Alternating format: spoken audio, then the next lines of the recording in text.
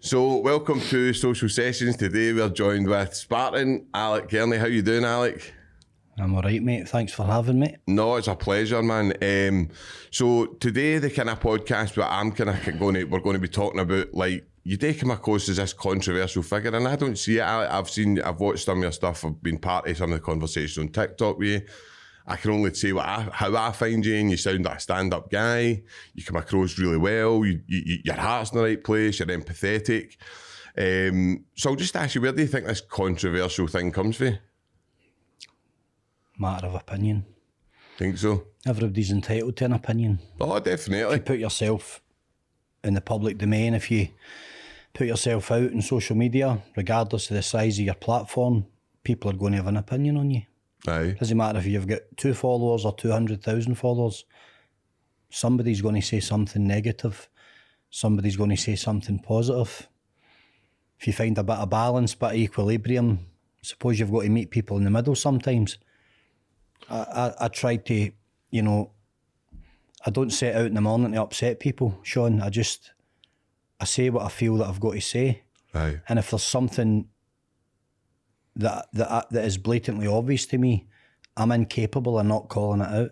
I can't look the other way. I'm not a person that can just go, say nothing, just keep walking, don't look. When did that become controversial? That's in a way like it's a strength. It's only controversial if you agree with those with that opinion. I don't. I disagree with them completely. Mm-hmm. In fact, just earlier we were talking there, and a guy handed me a book in Queen Street about controversy called The Great Controversy, sitting over there. Controversial to me is working all your life in this country and having nothing to show for it after 40 years and being scared to put the heating on. That's controversial. Mm-hmm. That's controversial. Very. Being controlled by an oppressive government that set out in the morning to terrorise the public that they apparently represent. That's controversial. Mm-hmm. Controversial is worrying about paying your shopping bill. Mm-hmm. That's controversial. Let's talk about that. Mm-hmm. So... No, definitely. Pinch of salt. I think we're in a place especially recently, where we've had like all the kind of left, right wing politics stuff and that.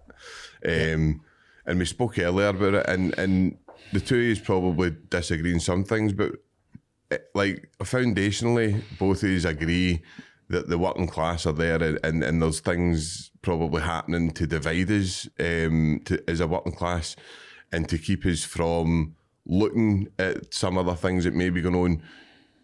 So what's your kind of take on the people that would say, oh, Alex, he's far right, he's this, he's that? Like, what's your kind of take on that? I don't find you like that. No, but, I've never given the term far right too much thought. I find it quite boring. Same as the racism card. I find that quite boring. I think it's way beyond that. It's all gone way... This is too much of a mixed society to even worry about that. I know people from every walk of life, and the very last conversation that I've ever had with any of them is whether or not anything I say upsets them. Aye. Because they actually know me. Aye. So their opinion matters to me. Aye. The opinions of strangers and faceless trolls that hide behind fake accounts, that doesn't matter to me. That's there was a time that it did matter. Aye. Because it was extremely damaging. But you build up a resilience to adversity through experience and time, and eventually you realise what it is, which is the opinions of sheep. No, I think when you get to the kind of grassroots and you look at some of the quotes that you maybe look at, like even they'll take David Rockefeller's quote a way back, I want a nation of workers, no thinkers.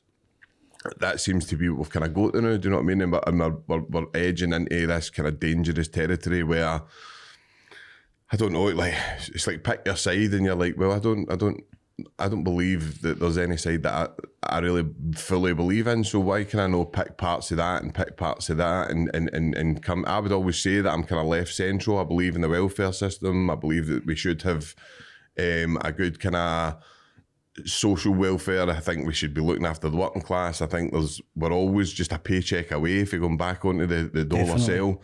So I think I don't know if it's a magic trick they've done or whatever, but they've made people think, some working class people think they're maybe middle class. And I think that they look as doing no, if that makes sense to you. It's all part of the sleight of hand. Definitely. The system's built on sleight of hand. It's all black magic, and you know, it gives you the tendency to believe in it if you don't question it.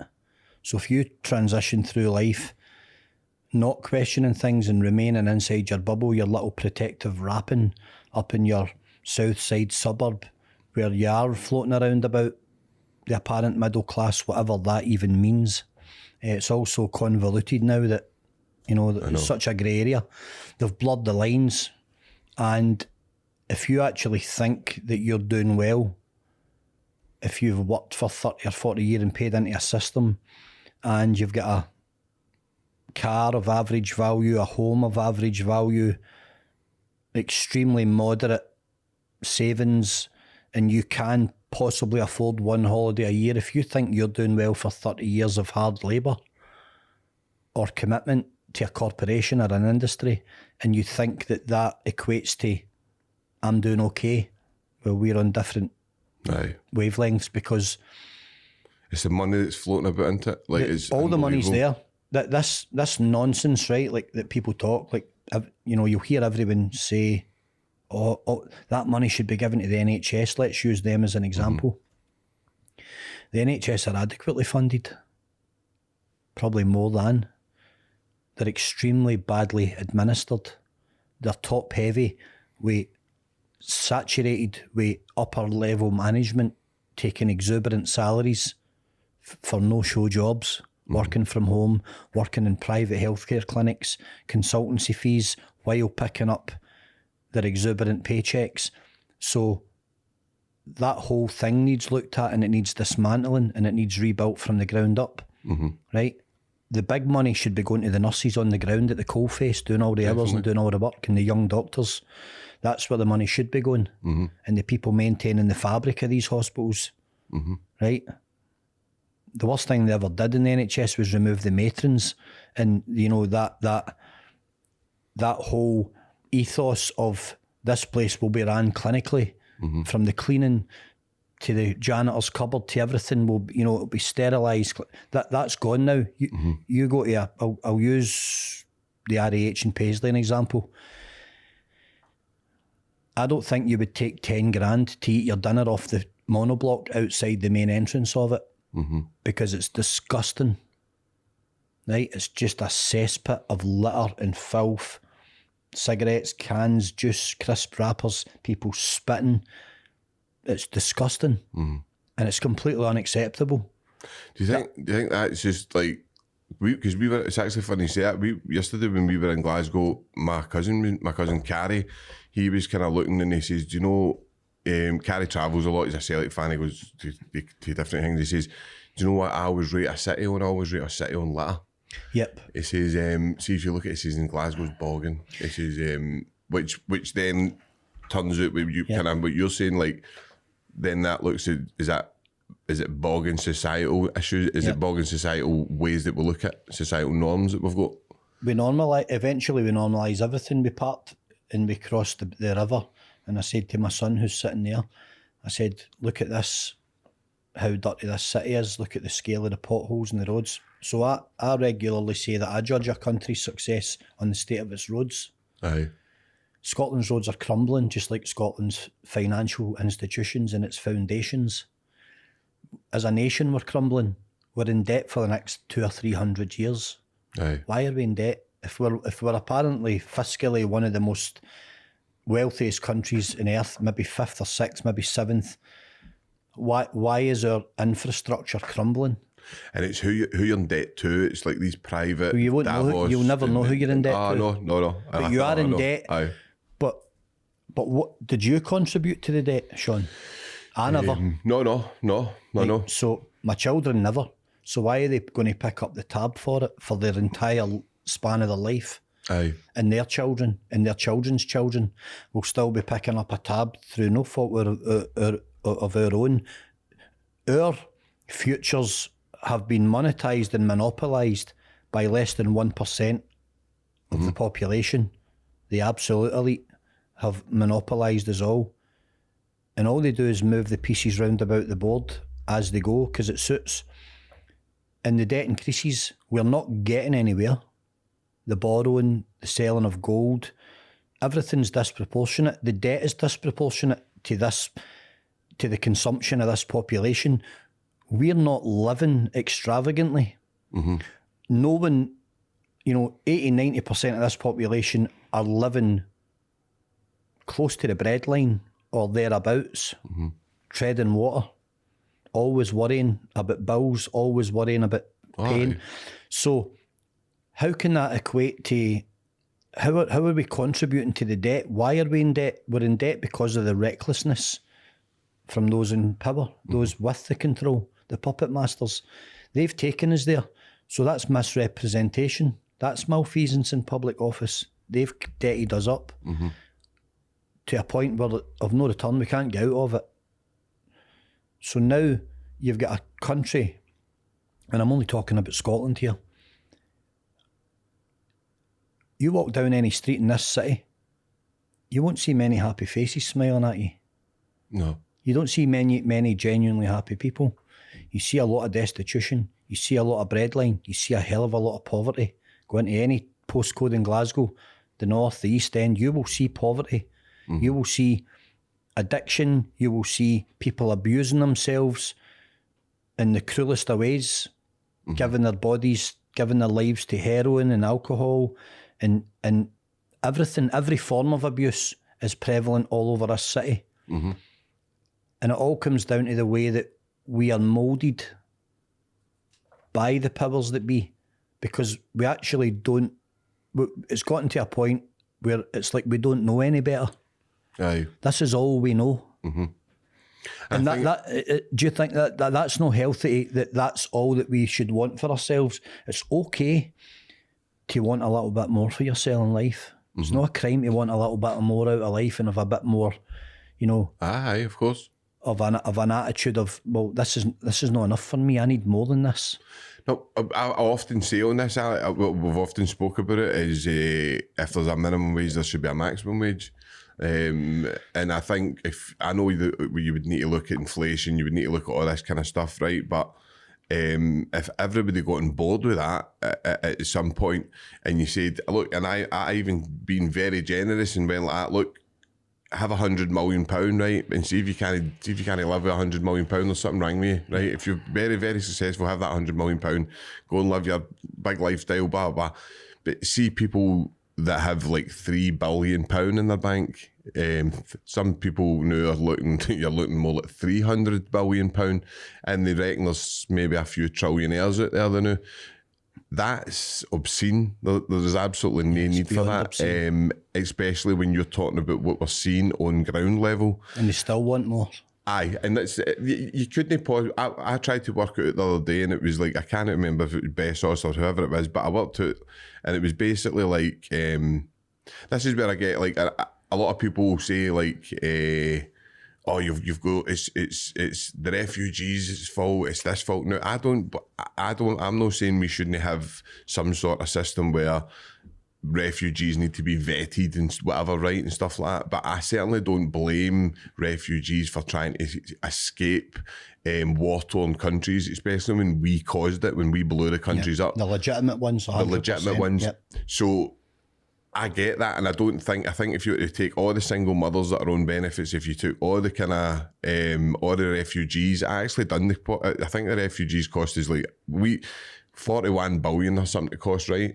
But if you take the interest daily of Musk and a couple of other ones, that covers that, like over a couple of periods a week. No, but that's not Elon Musk's fault for being successful in life. It's certainly not Elon Musk's fault. And obviously he's a controversial figure as well, and I still not made my mind up about him. I don't know where he stands. I change my mind regularly. We'll never be able to make our minds up because we don't know him. I think it's when you know that, and I think we're kind of on the similar, I think we're on similar kind of path here, Alex, when we both know there's definitely controlled opposition. And when you look at somebody like Elon Musk and just being able to put out one tweet and it changes the whole way of a whole nation's way of thinking or whatever, I think Yes, I think freedom of speech, I don't think that should ever be touched. I think you should be allowed to voice your opinion. I don't think you should be allowed to be abusive to anybody or racist. I don't think you should be allowed to call people like whatever. Do you know what I mean? I think if it's offensive that way, then that's different. But I think we've already got a breach of the peace system that works with that. You've got racial breach of the peace now. So why do you need hate crime bills and stuff like that? What about all the people that called me a racist? They were allowed to do that. Not one of them get checked for it. That's no fair. But when Police Scotland scrutinised all the footage, they said there's not one racial connotation here at all. I would say that's unfair to call you. But you don't have any recourse to address it. What was the basis of them calling you racist? Just people on social media just voicing their opinions. So I've just got to have a thick skin. So out of something like 7 million views in the first 2 videos, one of them done 1 million views overnight. That 7 million people, whatever, viewed it, and 2 people who were known to one another made a statement to Police Scotland that I was putting out racially aggravated content. Right? Fancy term for being honest. And excuse me. So because the way that Scottish law works, and you'll know this, when 2 people make 2 points of evidence, you will be charged. So I was arrested and charged, spent a night in Helen Street. And it went to court, and before it even got to court, the judge put a line through it and said, don't bring him back in here for this. This is absolute nonsense. Because he was presented with, well, there's the amount of people that viewed his video. There's the analytics, there's the popularity of the video, there's the support. And there's 2 random people that turns out were known to me. 2 haters who made a statement jointly, a joint enterprise, and got me charged. Charge dropped. But if you know what an ACRO is, it's a criminal records official document. That stays in your file. Aye. So if you go for a job interview and you don't know what an ACRO is and your employer asks for it. So I contacted the ACRO Criminal Records Office in Aberdeen and I made sure it was removed, which is my right, because there was no case to answer. Did you get it removed? It's been removed. And every time that these trolls tried to make a statement against me, the same process, you would be arrested, you spend a night in the cells, you go to court and it gets thrown out. It happened time and time and time again, around about 2020, 21. And it's the same people all the time, but nothing happens to them, Sean. Aye. So I'm critical of Police Scotland for certain things. To just anybody like that? Because obviously this is where I'm just trying to put this to bed, Alec, before we go and take you back into your childhood and stuff. But so the people out there that would call you racist, right? What would you like to say?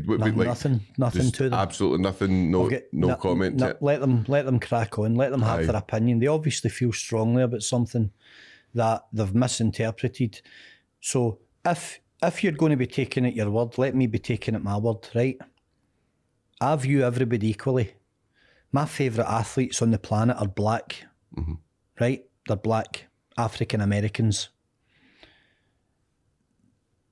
My favourite musicians are of an ethnic background.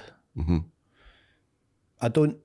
not going to continue to make stupid justifications of why I'm not. I've got mates from every walk of life. I've got mates all over the city. I've got great friends in the Sikh community. I get great support from them. They stood side by side with me during all of that time. And they've known me for a long, long time. If there was anything in my behaviour that they'd ever picked up on that was abrasive towards their background, do you not think they would have noticed it long ago and distanced themselves from me? This is where I get this is where I think that people should be allowed to voice their opinion. Now, see if we're going to go into religion, take religion for example, right? Now you've got obviously Christianity, you've got Sikh, you've got Muslim, Islam, you've got all these different things. Now, if you don't like a way that a religion moves, I think you should be able to voice that. No, I don't like the way I'm a spiritual person, and I don't like the way any any of the kind of religions work. I think all of them are corrupt at the core. I think all of them are corrupt. Like, doesn't matter who, what religion. I think they're man-made. I think this is only my opinion. See the people that have got religion in their life, that are religious and live good lives. It's absolutely an amazing thing for them. Like, why should anybody be? But I think you should be allowed to voice your opinion on a culture.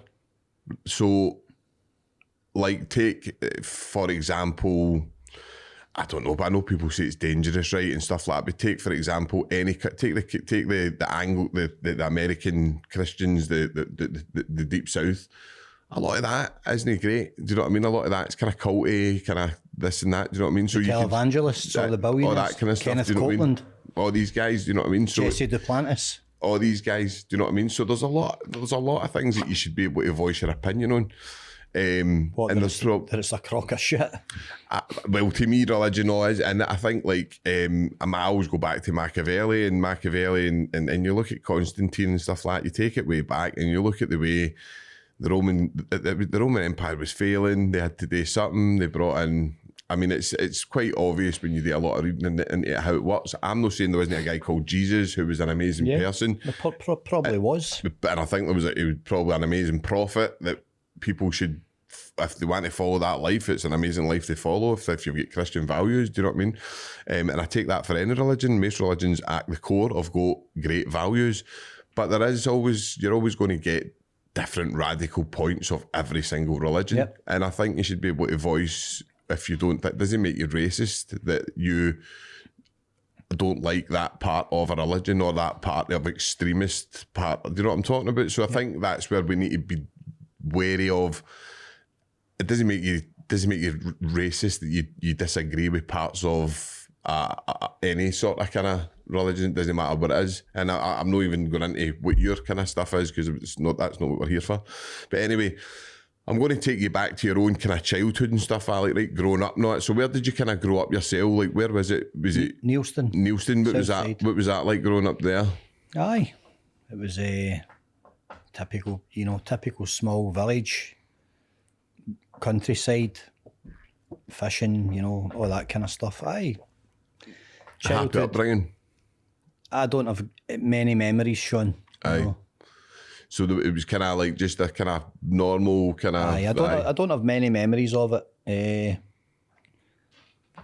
For whatever reason, maybe I choose to put them somewhere else. Aye. But. Aye. You've got your own shit there, but so obviously high school stuff like that. Like, did you do well at school? And, no interest in it whatsoever. No. Aye, I had a kind of. I wasn't very good at consuming information and, like, taking it on board. And later on in life, I pursued the reason for that, and it's a little bit of a kind of processing disorder I have. The way I absorb information, it's pretty different to most people's. It was actually noticed, and then it was confirmed during getting my hearing tests done, because I've got deafness in my right ear, moderate deafness, and it was picked up there. And when you think that your hearing is the reason for struggling to take in information, there's a thing called ADP, auditory processing disorder, and most people don't know what it is. Mm-hmm. It's quite a vague kind of. Aye. It's quite. I don't know how common it is. I don't think it's that common. Mm-hmm.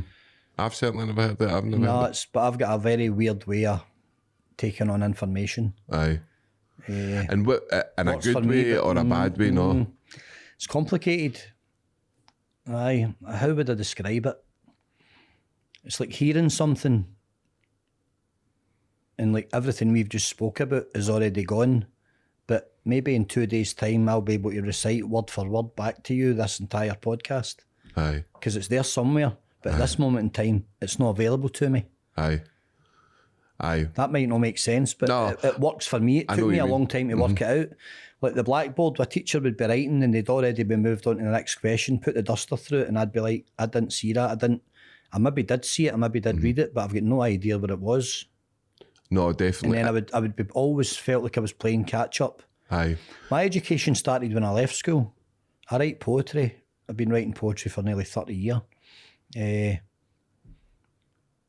And I'm good at English, I'm good at literature. I absorb all the classics, I've read them all many times, and I've got no interest whatsoever in numbers. I see shapes, I don't see numbers. Just I'm kind of just body swerve numbers. I'm rubbish with numbers. So there's a reason for that. But education system, not a fan. Sister's a teacher, not a fan of it whatsoever. Never will be. It's archaic, it's out of touch, it's out of date.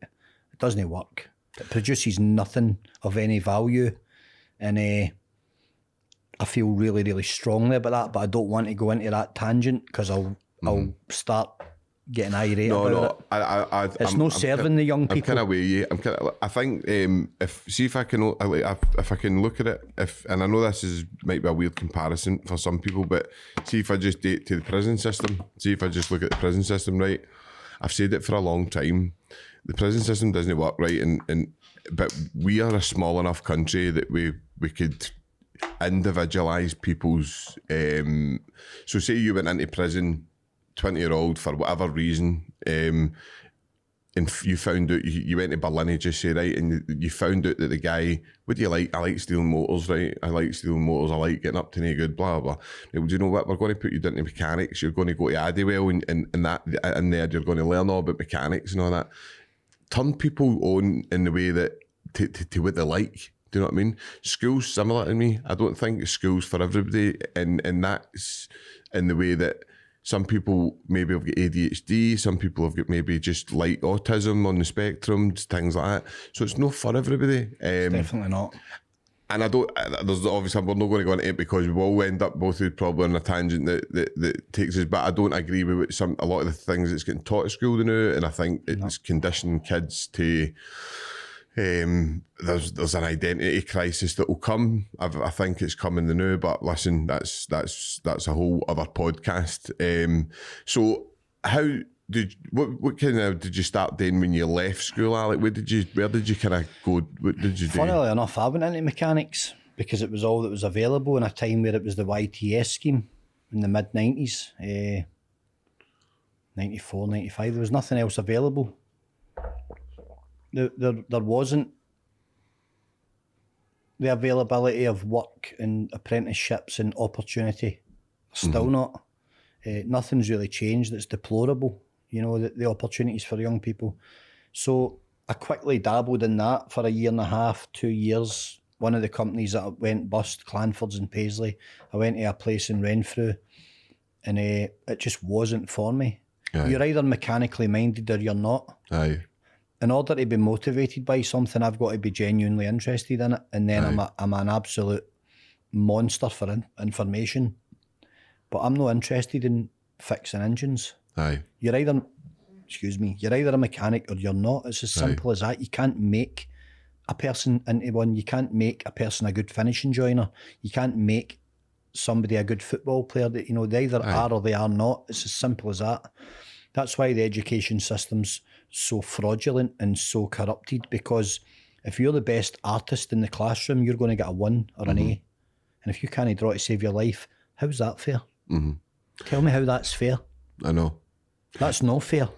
And if you're naturally gifted with numbers... If you're rubbish at art, then they should be putting all your time into what you're good at. Yeah, right. But do you know what I mean? But what is passing a test? Passing a test, the regurgitation and memorisation of information. You study a book that somebody else printed, you memorise it, and then you fill in the answers. I know. Right. Tell me how that's an education. No, so having the best memory in the classroom awards you the opportunity to go to university.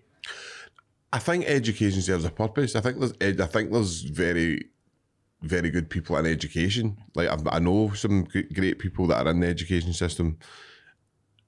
I mean, at like high level, like I know, like, and I'm just thinking off the top of my head, like Sarah Armstrong, who's like head of criminology at Glasgow Uni, people like that who are amazing people. No, I'm not saying they're kind of not saying that the education they would agree with a lot of the stuff we say. I think that what you're saying is totally right. We're out today. I don't know why we need to go and learn about World War II, why we need to learn about all this rubbish at school when you could be honing somebody's skills especially when you're a working class people and you know that you're going to go through the struggles that we spoke about earlier. You're going to be on that breadline maybe most of the time of your life. You should be honing the skills of the people that what they've got. Do you know what I mean? So if that guy's no good at art, what's he good at? Right, he's good at mechanics, get him into joinery and let's start and get him in. With his hands, if he's good with his hands, get him into there. But that's not what we do. Instead of forcing one side of the city to learn French and the other side to learn German. I know. And 99% of them might never go to either of those countries or ever use that language. But if you don't pass the exam, you fail the exam. I know. So when you go to a potential employer and you failed that because you can't draw. You failed this because you can't learn French because you've got no interest in the language. Mm-hmm. Do you know, I always found it incredible, right, that we barely have a grasp of the English language, right? We barely have a grasp of the English language and proper grammar and pronunciation and everything in this country, and yet they're trying to enforce 13 and 14-year-olds to learn and master German. I know. Or French or Latin, Aye. depending on what school you go to and which postcode you're in. I just find that absolutely ridiculous that they're still beating the same drum all these decades later. It's completely irrelevant. It's irrelevant, and I agree with you. There's so much, like when I was at school, I liked PE. I'm quite clever naturally when it comes to, like, I've got a degree and stuff in law and politics and stuff. When it comes to that kind of stuff, I'm actually quite clever. Numbers and that, I'm rubbish with.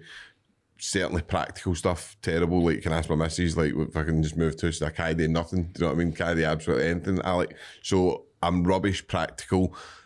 I'm probably a bit of a dough ball when it comes to, like, spatial awareness and things like that. My pals are always laughing at me with just daft things, like stupid things. So there's a lot that I'm no good, but I know where I'm good and I can kind of hone my skill. I know where I'm clever, and I do a lot of reading and I like to kind of update myself on personal growth, if that makes sense. Like, stuff I like to enjoy. Stuff that enjoy. Do you know what I mean? But I think there's a lot of kids out there that are getting. Maybe you can see them going down a road, and I hate seeing it. Like, you see young boys going down the road, do that crime thing, and we've still got that thing where, but when you're growing up in the schemes and the housing schemes, that kind of life looks good. Do you know what I mean? On the out, as a young boy, driving up with the Porsche, driving up with the Range Rover, whatever, the nice looking girlfriend, it all looks good. It all looks... Well, anything looks better if you're from a broken family, with, definitely living in poverty. Anything's going to look better. Definitely. So, did you ever kind of get that? Did you ever go down any of that kind of road? Did you ever get involved in, like, any, like, crime or anything? I know I want you pure incriminate yourself or anything, but did you? Yeah, just, I've been many things in life, had many friendships in life, and was involved in all sorts of shenanigans. There's none of us angels. No. Sitting in these podcasts and doing the interviewing. There's no one an angel. No. I certainly wasn't. I've got no problem saying that. Never ever set out to harm anybody. Hopefully never did. Inadvertently or otherwise. But yeah, I had an interesting life from probably 18 onwards when I joined the Royal Marines. I kind of decided that apprenticeships, that whole thing wasn't for me. There was no challenge. I knew that I was just a little bit different in the way that I did things. I knew that my mind worked a little bit differently to my mates. They would also agree with that. They would probably put it under the banner of being a mad bastard, for instance, right? I've had it all my life, I know. It's the tin hat crew. Aye. But not in a bad way. I would challenge myself, and I just knew that there was a fire burning inside me. I couldn't quite put my finger on it, but I knew none of this is for me. Mm-hmm. Working in a dingy old dark garage, lying in your back in the winter under a bus or under none of that is for me. That's no fun. There's no challenge in it. Mm-hmm. Am I going to turn up here for the next 20, 30 years and do this? Mm-hmm. That's not even a life. I know. I've got no interest whatsoever. And I've never had a 9-to-5 job. Mm-hmm. I've never had a 9-to-5 job. What was the Marines like? Did you excel in the Marines or? Yeah, I did. I did well in it. I was well regarded. You know, I'm still in touch with guys. In fact, I recently did a charity paddle from Faz Lane up to Speenbridge Commando Memorial with guys I served with 20 odd years ago. It was brilliant to be back with them, and I'm still in touch with them. I think that speaks volumes to how you were regarded. It was a great period of time. You know, I had a great run in the years that I did, and I met guys that I'm friendly today with. Like, you know, it's like a brotherhood. People say that and it's a little bit cliche, but with certain guys it is. Because you can't take that. I know.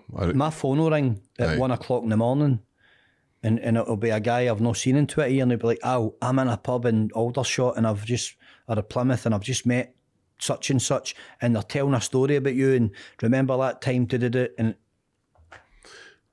that in itself, you know, do you get a lot of people, like, obviously there's a lot of trauma that comes out of the army, right, Alec, and there's not a lot of, it's actually shocking maybe to veterans, right? Yeah, it is.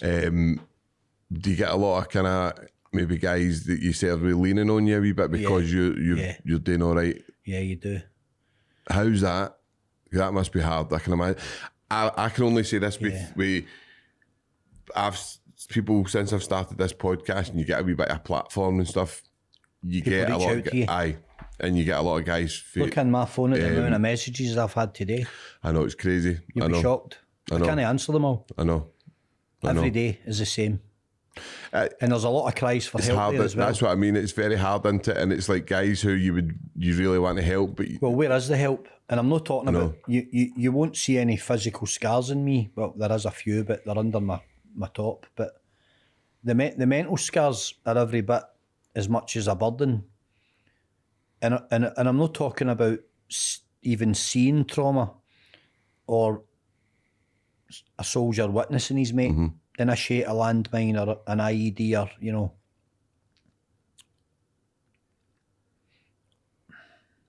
I'm talking about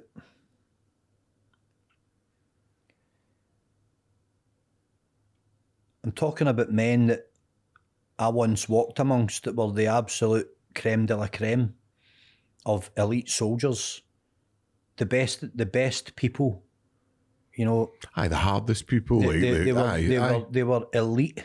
Aye. And I'm not even putting myself in that bracket. We were equal, but I served with guys that were more elite than me in their level of soldiering and commitment. Maybe they had a few years on me and they were a little bit more level-headed. I was quite wild when I served, and there was a big drinking culture.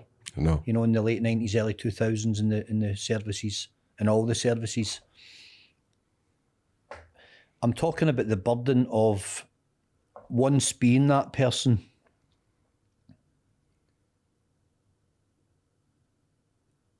and then you see them in life and they're absolute shadows of the men that they were. And I remember them at 24, 28, 30, 19, 20, whatever. And then now they're messaging you at 3 and 4 in the morning, suicidal, deep in addiction, usually alcoholism, Aye. on all sorts of prescriptions to numb the pain that their memory is generating. And these guys were elite level. These are the men that would run through brick walls to get to a fight. And, you know, we live in a society, we live in a city of apparent hard men. You know, everybody wants to be a tough guy. Believe me, I know tough guys. I know guys that if you were ever in a fight, they were the very men you wanted left and right of you. And then I see them broken. And then I get phone calls, such and such has just been found by his partner or his kids. And you're never not shocked. I wouldn't say I'm surprised with the volume of guys that take their life. I've felt that way myself at times in my life.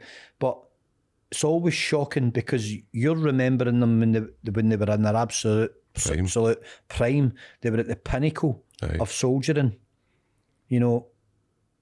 And even the best known guys, your Ant Middletons, Foxy, you know, guys like that, that are well known, Billy Billingham, you know, elite level, highly decorated people that the public generally probably know 20% of what these people have done.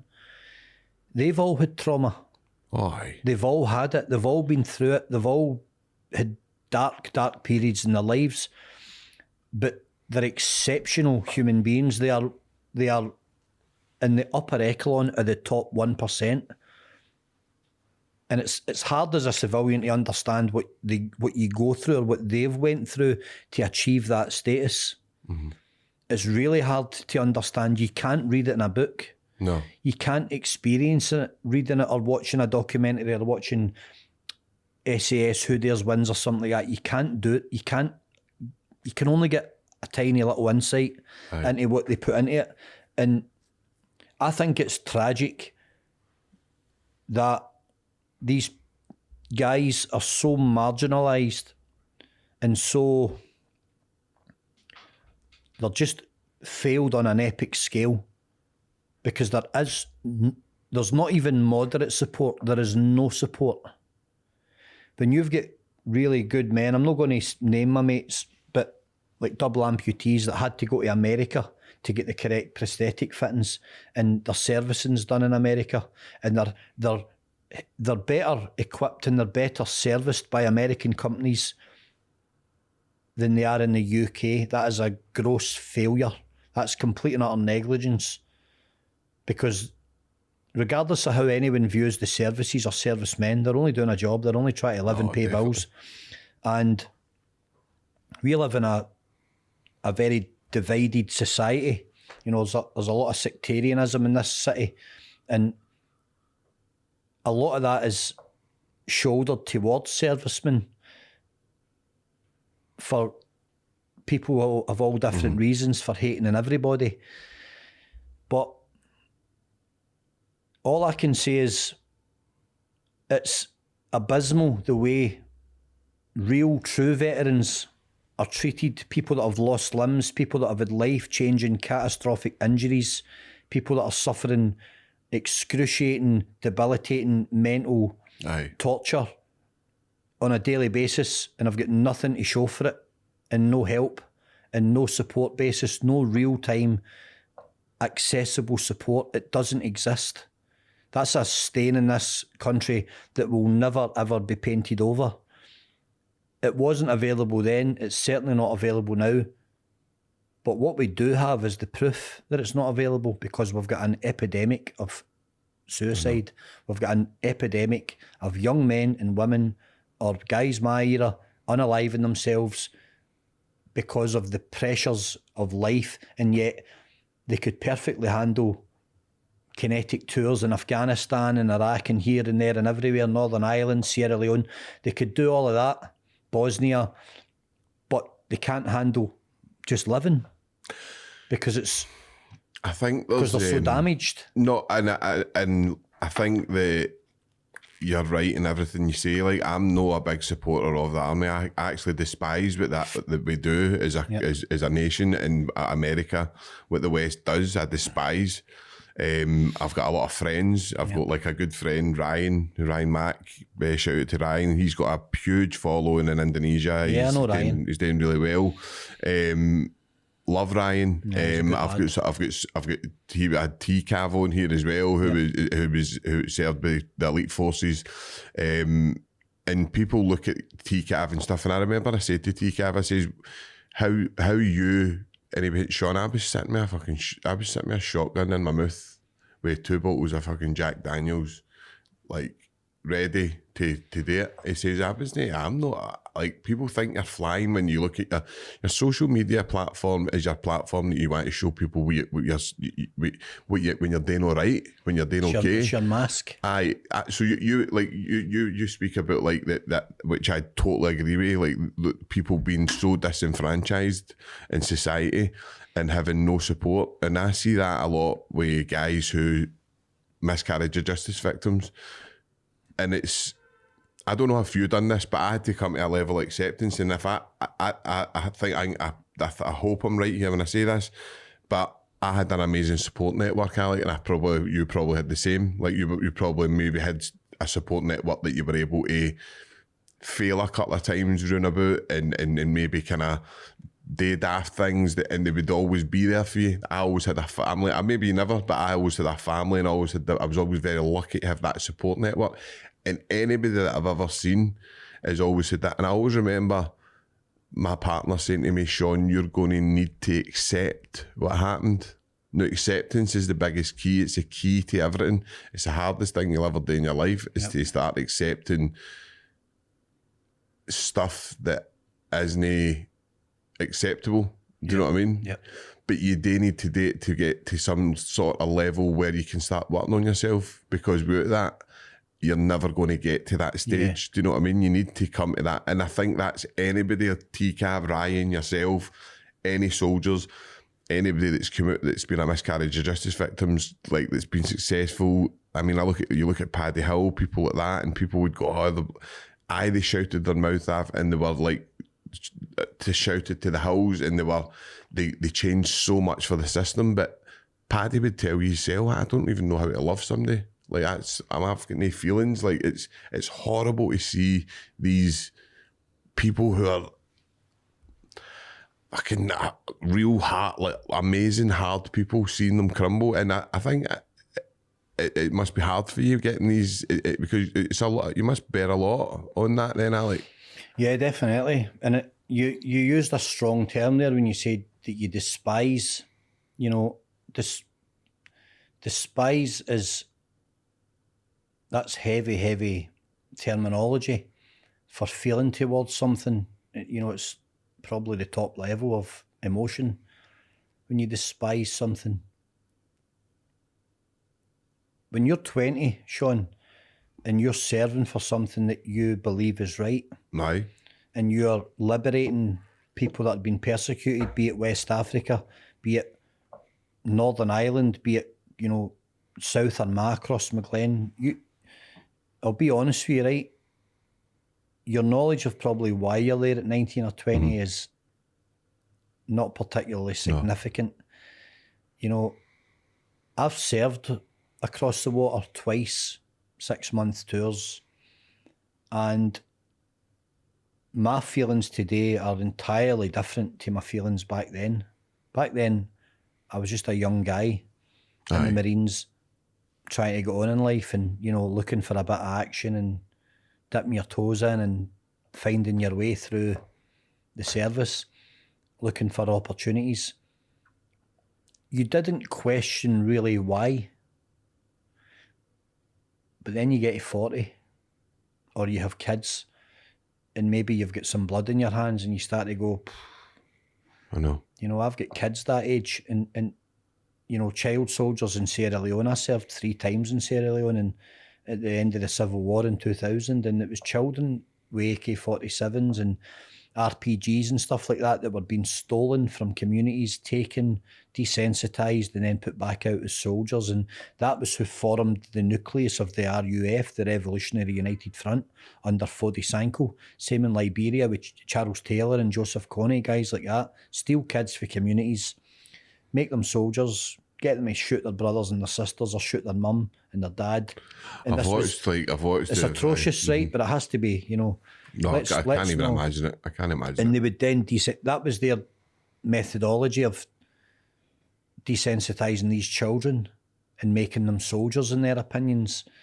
Now, these child soldiers have came full circle, thankfully, through the incredible work that people in these communities are doing with them and bringing them back to life.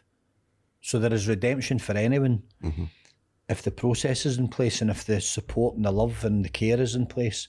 But, the tragedies of experiences like that are that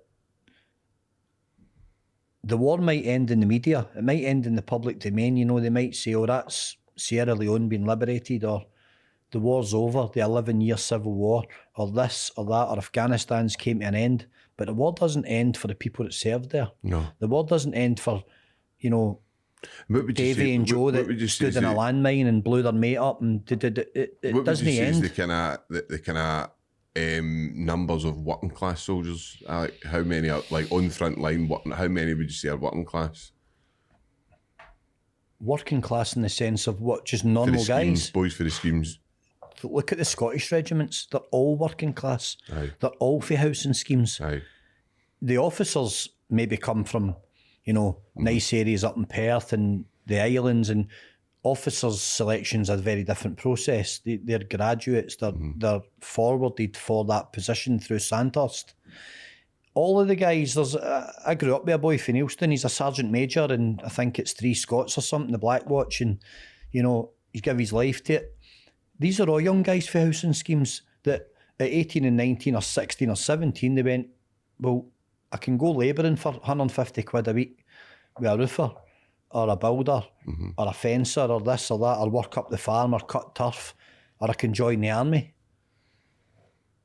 And it's that sometimes at that age, what other choice have you got? Aren't you? Like you've Of course patriotic, you are. I'm like, oh, I'm going to go over and you think you're fighting for a war that you fully believe it. I mean, when I remember the Twin Towers going down, and I remember actually going, I remember my outrage towards the Iraq, who had absolutely nothing to do with it. Do you know what I mean? And it's like, it's not until you educate yourself and you go, fucking hell, like, well, that's all lies, right? But it takes a long time now. I don't even know how that would be as being a soldier that goes and serves, and then you come to that conclusion. It must be so hard to deal with. I don't even know how. But the lies, but like after 13, 14 years and hundreds of deaths, you know, they hand Afghanistan back to the Taliban. That matters. With a fleet of Black Watch, you know, Black Hawk choppers. I know. No, I don't even know. There you go. And there's a few pilots as well for good measure. I can only look at it for like looking at the prison system, and I can only see it in the way like you see the way they act. See Machiavelli, and I can always go back to him because his work is so. See anybody that wants to look at this, read The Prince, read the Art of War, but it's all in use. It's still in use, and Machiavelli always talks about give somebody a sense of injustice and they won't go over it. That's how you hurt somebody really bad. And I think the boys who serve and stuff like that, young boys who maybe go through the care system and end up going through the prison system and stuff like that, you end up with a resentment to society, and it's nobody's fault. It's so hard to explain. It's very complex, right? And I mean, it's like we could spend another podcast doing that. Do you know what I mean? But I just feel I can imagine just because you're doing all right and stuff that you must get a big burden on your shoulders, bro. About never people. assume anybody's doing all right, Sean. No, I don't. And by the way, because I get it quite a lot. So do I. Everybody thinks you're winning. I know. Same with me, bro. Lives out now and Same again. with me, mate. Same with me. Yeah. And I know exactly what you're talking about. Everybody thinks, my life's certainly not rosy. No, mine's either. My personal life is very far from rosy. Aye. I'm a complex person. I'm difficult to be around. I'm hard work. You know. But what I think you've managed to get your shit together a bit. Like, I'm to a certain working on it. extent. I'm working on it. Even if it's no right, that even that having that voice and being the person that's coming out and speaking out, it just brings people to you. Yep. So it must be hard, and it's what I've struggled with is having to cut people off, and you need to do it for your insanity. You've got to do it if you want to grow. You've got to cut a bit off now again if you want to grow. You have to do it. I've got a lot of good memories of my time in the military, and I served with a guy once, and I'll name him. His name was Andy Lee Holtram. He was from Cowie up in Stirlingshire, and he was an incredible guy, very quiet, very unassuming, you know, a high-level soldier, hugely respected in a commando unit, and he single-handedly stormed they were fast roped, they were dropped with a chopper into a compound, and he's crashing doors and just obliterating a bomb making factory, and he initiated an IED, and then he initiated another one going through another door, and lost his life, and he was written up and for distinguished conduct, and an incredible human being, a great loss to his community and his family, and he always sticks in my mind. Man of few words.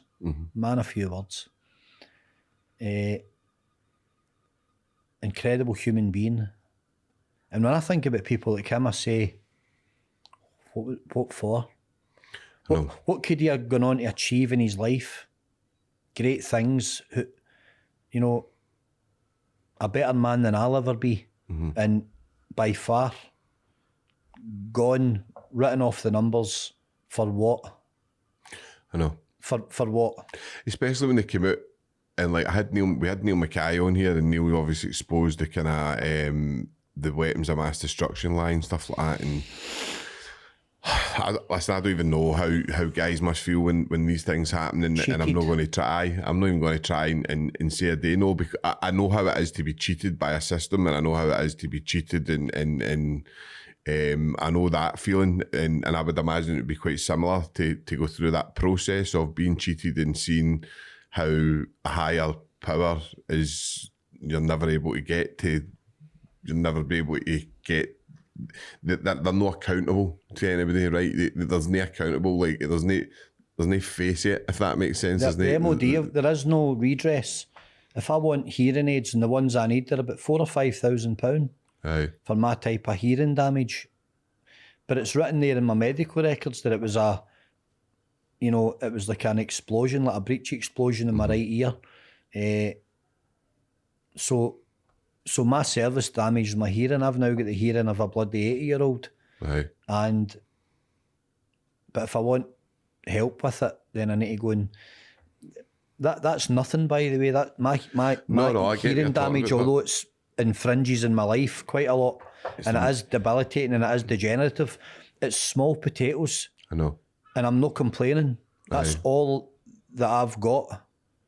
I know. And guys get up every morning, Sean, they've got to clean their wounds and put their legs on just to get to the toilet. I know. In the name of what? I know. Lies from your Blairs and all the rest. You know, I don't even want to speak about people like that, parasites, that threw a lot of good British men, Scottish, English, Irish, Welsh, right under the bus, sent them straight to their deaths. No, I was in jail with a boy from Manchester. He was a sniper. I'm not going to name his name, right, but he was in. And I remember he told me a story.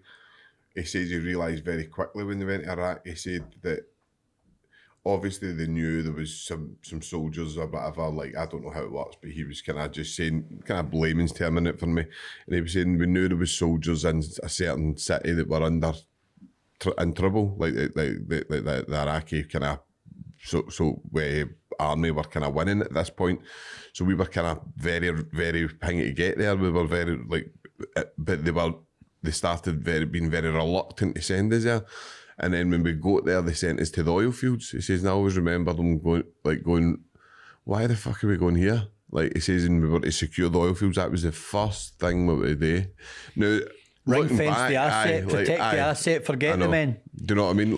Looking back, it makes total sense, but it's things like that. I think when you're a 19, 20-year-old, you're not answering, you're not thinking about like what your guy, the guy above us is coming down for. You're just patriotic. You want to get there. You want to fight for your country. It's a shame. It's so sad to see. Do you know what I mean? And. Listen, I mean, we could get on our podcast to talk about all that again, but so, right, I'm going to go into your kind of just talk about, because obviously when I was researching it comes up controversial activist, right? That's what you were coming up as, right? So when I was kind of looking in, I know you were doing in London recently, we'll go into that. I don't agree with any. I don't agree with any of the two. I think we need to come together. I think we need to heal, right? And so I don't really agree with any of that kind of divide. I think it's all divisive tactics. Yep. But what do you say to people that call you a controversial activist? Like, I mean, where does it? How can you even like? Really simple. Since when was being bothered by something controversial? I know. I'm bothered about it. Aye. I went down the rabbit hole, Sean, years ago, and I seen the scale of the corruption in the country, in this particularly the city that I live in, and I seen all sorts of exploitation of vulnerable members of society, proportionately children, via the social services, via the procurement of them into foster, via every avenue,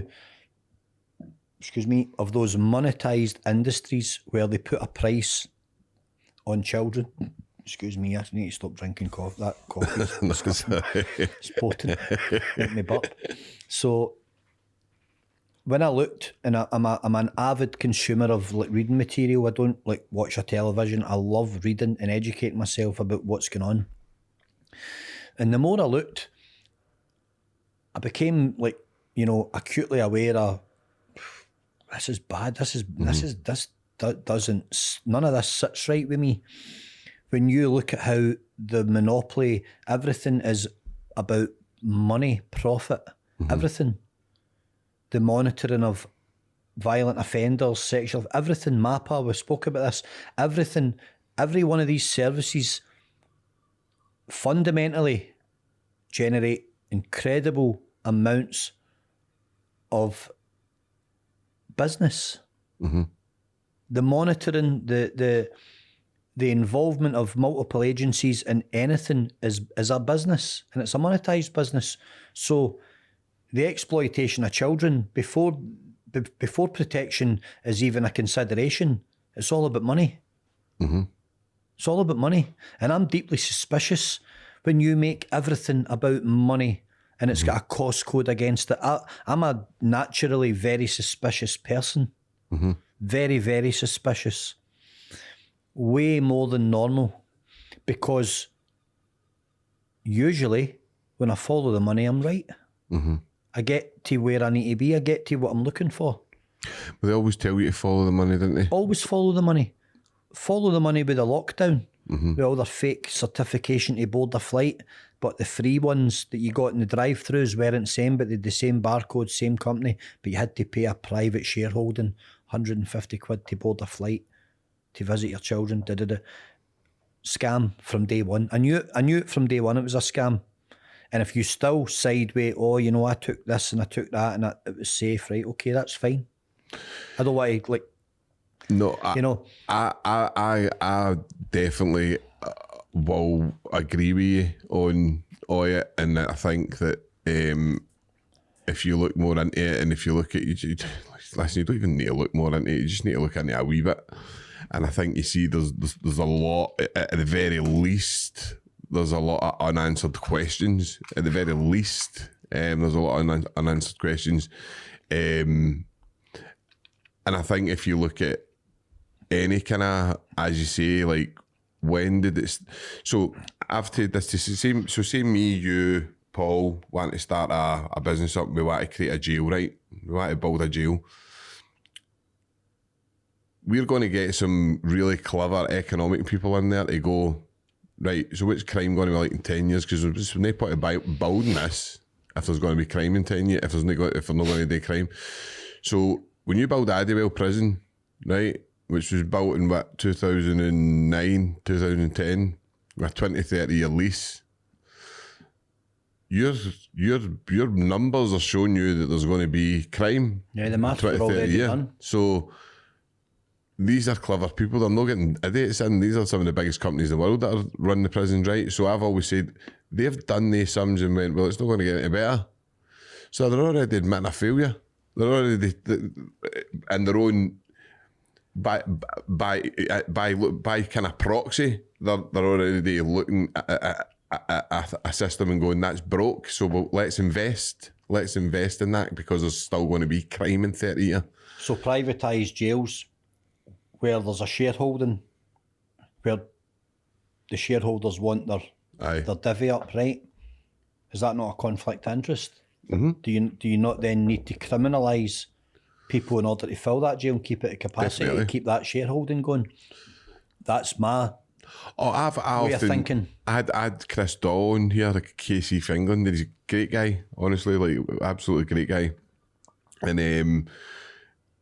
And the thing is, should look up Chris. I was very surprised when I done the interview with him how much he was like us, and he coming from a KC background, and how broke he was admitting the system was like really broke. And he basically said like the same thing. He was like, if a state's punishing you, it should be the state. I shouldn't be getting put in jail by a food company. Like, what? Who are they? Like, so if you if you look at society, and obviously you'll probably know this, like you've got the three pillars of society. You've got the executive, you've got the legislator, and you've got the judiciary. That's your three pillars of society.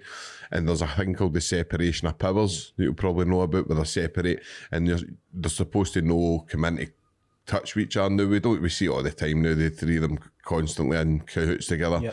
Yep.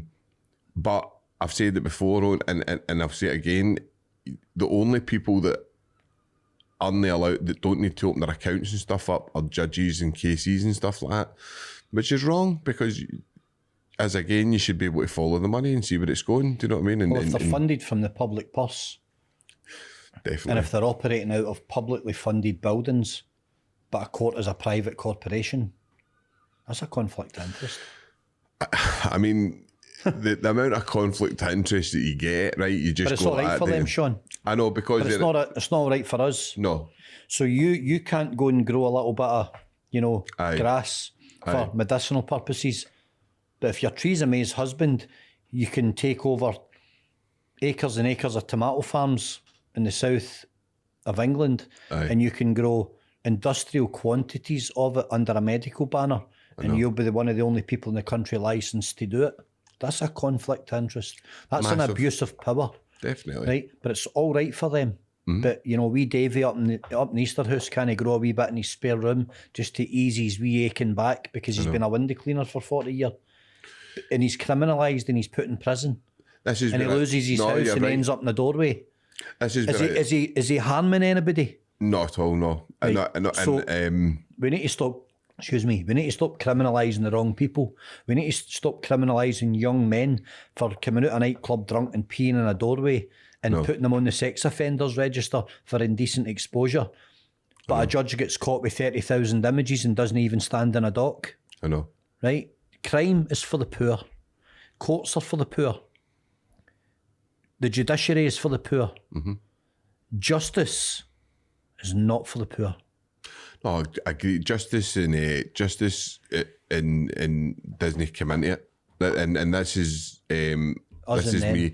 Honestly, I've had QCs and just being totally upfront with me and saying, Sean, stop talking about justice. This doesn't come into it. Like when I used to talk about my business, when you're talking about your case and you're saying, but look, the forensics show who done it like that. Look, they go, I know, but they don't understand. They don't care about that, and you're like, yeah.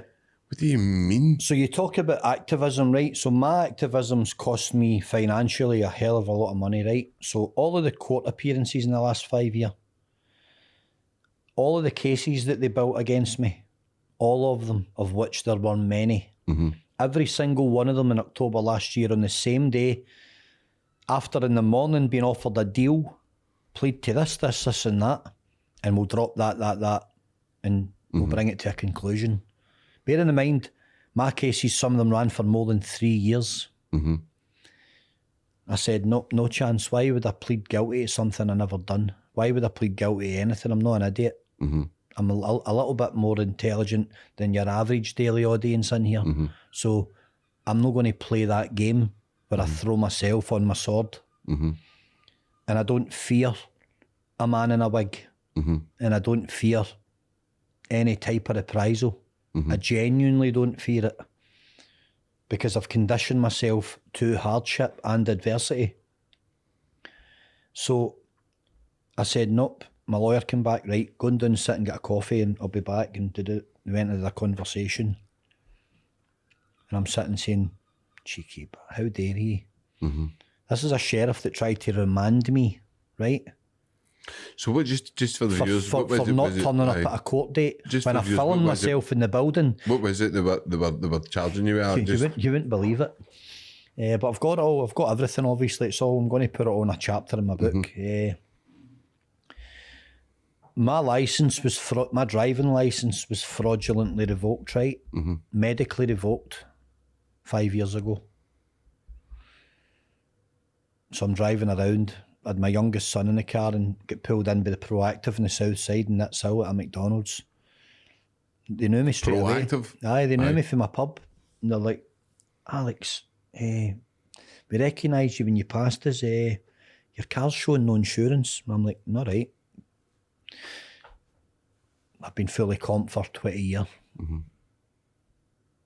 But not just that, you've not got a licence. I went, all right. He says, well, I've got every licence that you can possibly get, up to oil tankers. I've got the whole spectrum, C+C. So they went, right, just get it looked into. Mm-hmm. We know who you are. We know where to find you when you go. Let me go. A week later, it happened again in Paisley. I can still remember that officer's name. He was all right, but the benefit of the doubt, that point wasn't on my side because his colleague was pressing it. Mm-hmm. So I said, look, I'll tell you what. I said, I'll park my car here. Don't impound my car. It's cost me £300 to get it back from that scumbag that owns 911 Jessie Street, former traffic cop. One of the biggest extortionists in this city, doing it under a lawful guise. I said, that's the only key for this vehicle. Take me at my word. You know who I am. There's my key. I'll be at Mill Street in the morning with all my documentation. It was one of them. He went, right, all right, okay. I went, brilliant. Went to Mill Street. There you go. There's your key back. Mm-hmm. Am I good to go? Yep. No bother. A month goes by, I get stopped a third time. So I phoned the DVLA and I'm like, I keep getting stopped by the police. Oh, we can't speak to you. What do you mean you can't speak to me? We're not allowed to have any dialogue with you. What does that mean? The DVLA said that? DVLA said it. So I got stopped. They impounded my vehicle. I went to get it back and they're like, this is where it all started getting bizarre, right? Loads and loads of strange things happened. Anyway, there was an issue with my driving licence. And maybe the first time I got stopped, I should have phoned the DVLA, but I literally had never been done for anything driving in my life. So I just didn't consider it. Aye. I just thought, it's a bit weird. When I eventually got to the bottom of it, Sean, was almost 2 full years later. Over 700 recorded calls to them. 300-400 emails to them. I recently filmed myself in a post office in the Highlands where the women that run the post office know me in first name terms, sending for like the 8th or 9th time a special delivery of my paperwork to have my licence returned. My GP wrote to them and said, this man's medical records have been sent to use multiple times. He doesn't suffer fits. He's not a diabetic. This is all fabricated. We're not saying who by, but we're saying that his medical records stack up. And eventually, after 5 years, they returned my licence to me, right? After 5 years. So during that period of time, I was charged multiple times with driving on a revoked driving licence. Mm-hmm. Fully insured, because I challenged it. I challenged the credibility of it. Well, see, just is known for kind of a legal stance. I do have you have a full licence, but it's at revoked status. You're not a disqualified driver. So there is an appendix where, with a special permission, you can continue to drive on a medical revocation, but they have to grant you it. Now, they then started to say, which I've got recorded, you've never had a driving licence. My original, they used to send you a paper bit in a plastic card. I've got the original paper thing for some reason. I've lost everything else in my life. I still have it. The original documentation sent to my mum's house sometime in the late 90s when I passed my driving test at the military driving school in Leconfield in Yorkshire, the DST. And I said, right, okay, so I've never had a licence, right? So give me your email, boom, pinged them it, copy of it. I said, there's all my licences. We can't speak to you. We can't have any further dialogue with you because there is an asterisk next to your name and it's a criminal matter. You're being investigated criminally. For what? Can't tell you. subject access requests, freedom information. I've tried everything. They would enter into no dialogue with me whatsoever. Hundreds of times I called Was it them. redacted or was it just they wouldn't? Because I get is it I'm just trying to look at it because it's similar. I've been writing to the Crown for I've got out, and I've never once had an answer back for them. You need to do a subject access request. Even at that, they've just denied. Right. Like, Yep. So they can literally refuse to engage with you. right. So that's That's what they were doing with me, right? So think about 5 years of not being able to drive when you've not committed an offence. no. So an officer was instructed, in my opinion, and all the information stacks up towards this, to target me any way possible, right? That was the directive.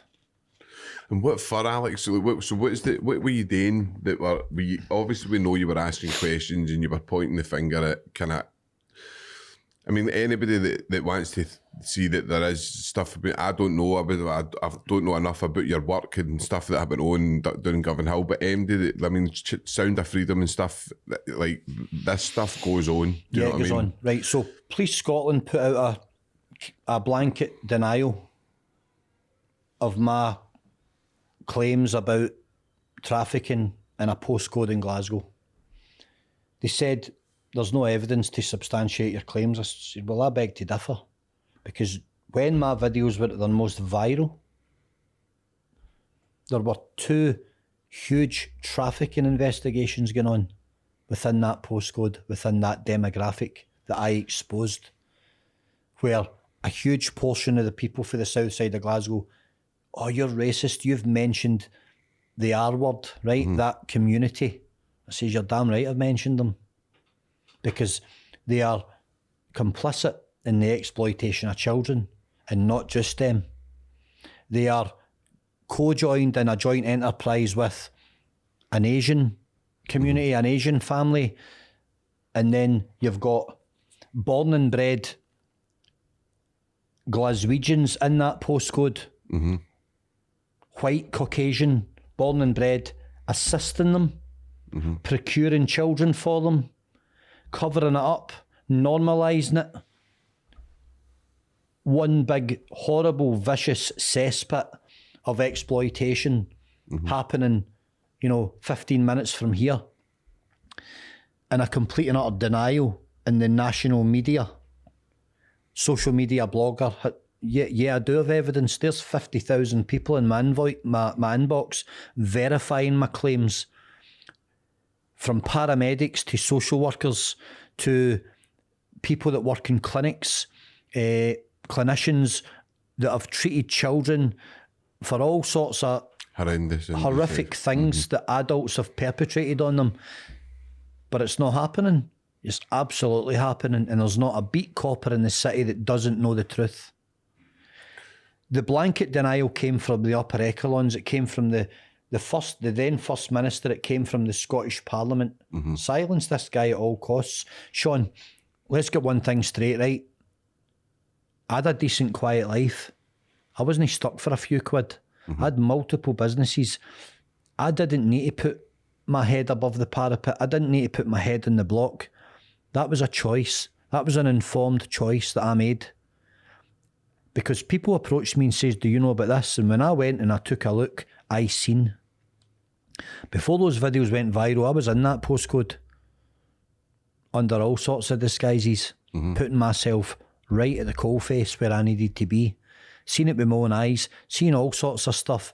And then I went public about it, mm-hmm. and I brought the spotlight down on those people that were initiating all of that abuse, who are still initiating it, who are still absolutely the apex predators in that postcode. Mm-hmm. And I don't care about the opinions of anyone that wants to say that trafficking is not an epidemic problem in Scotland right now as we sit here, because it is. Walk down Argyle Street and you will see young girls being groomed on a daily basis. To be honest, I just know there's a world epidemic. Big time. So I don't know why it wouldn't come into Scotland, right? So that's all I can say. I don't know enough about. But let's never forget the fact that Police Scotland made a blanket denial that it was occurring. Now, subject access and whistleblowers and people that have left the police have got great ways of contacting you, ingenious ways of getting information out the door. When they turn on the establishment, when they leave, I'm no longer a copper. I'm going to ram it into them because I know the truth. And I might not agree with everything this guy says, but on this one, he's right.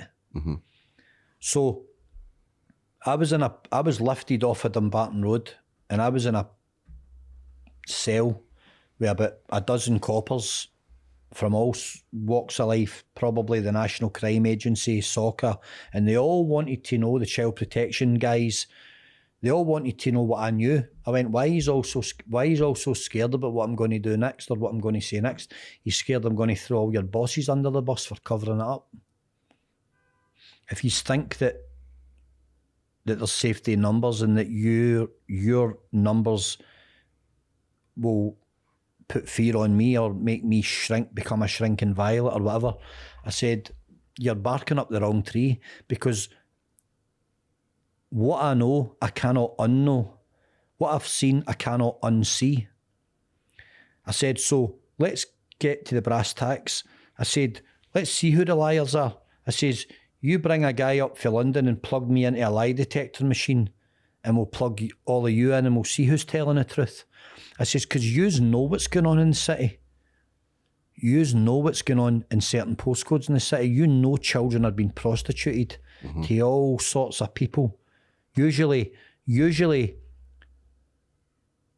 Scottish born and bred white men predating in children, like the solitary online groomers that I catch, the majority of are white men. But the organised predation of children is carried out predominantly in this country by British-born Pakistani men. Is this like the Rotherham thing in the kind of... And in Glasgow, and in Scotland, hugely disproportionate to the numbers of those men per community. Telford, Rotherham, Rochdale, Leicester, all of the Sheffield, all of the towns that had huge problems with grooming gangs. Now, this is not me or another guy from England who's involved in activism that we've discussed, or it's not his facts and figures, it's not his findings. This comes from the National Crime Agency's databases from their archives. Maggie Oliver has put these facts and figures out there. The NCA are Britain's equivalent of the FBI. They are the top boys. Their information is proven beyond any reasonable doubt to be factual. Are they going for the traffickers then? Are they going for them? Of course they are. They're dismantling them bit by bit. But the same traffickers, in fact, one of the most prolific traffickers of young British white girls, 2 men of his creed, is currently being released prematurely. He should be on a life restriction order because he's a continued danger to children, and the authorities know this. But these guys have got the creme de la creme of barristership, so they find ways out. All the deportation orders that were issued by Theresa May, 2011-12, none of them were ever served, Sean, because the Human Rights Act protects these people. And under the Human Rights Act, I don't know if you know this, but it's illegal in this country to leave someone countryless.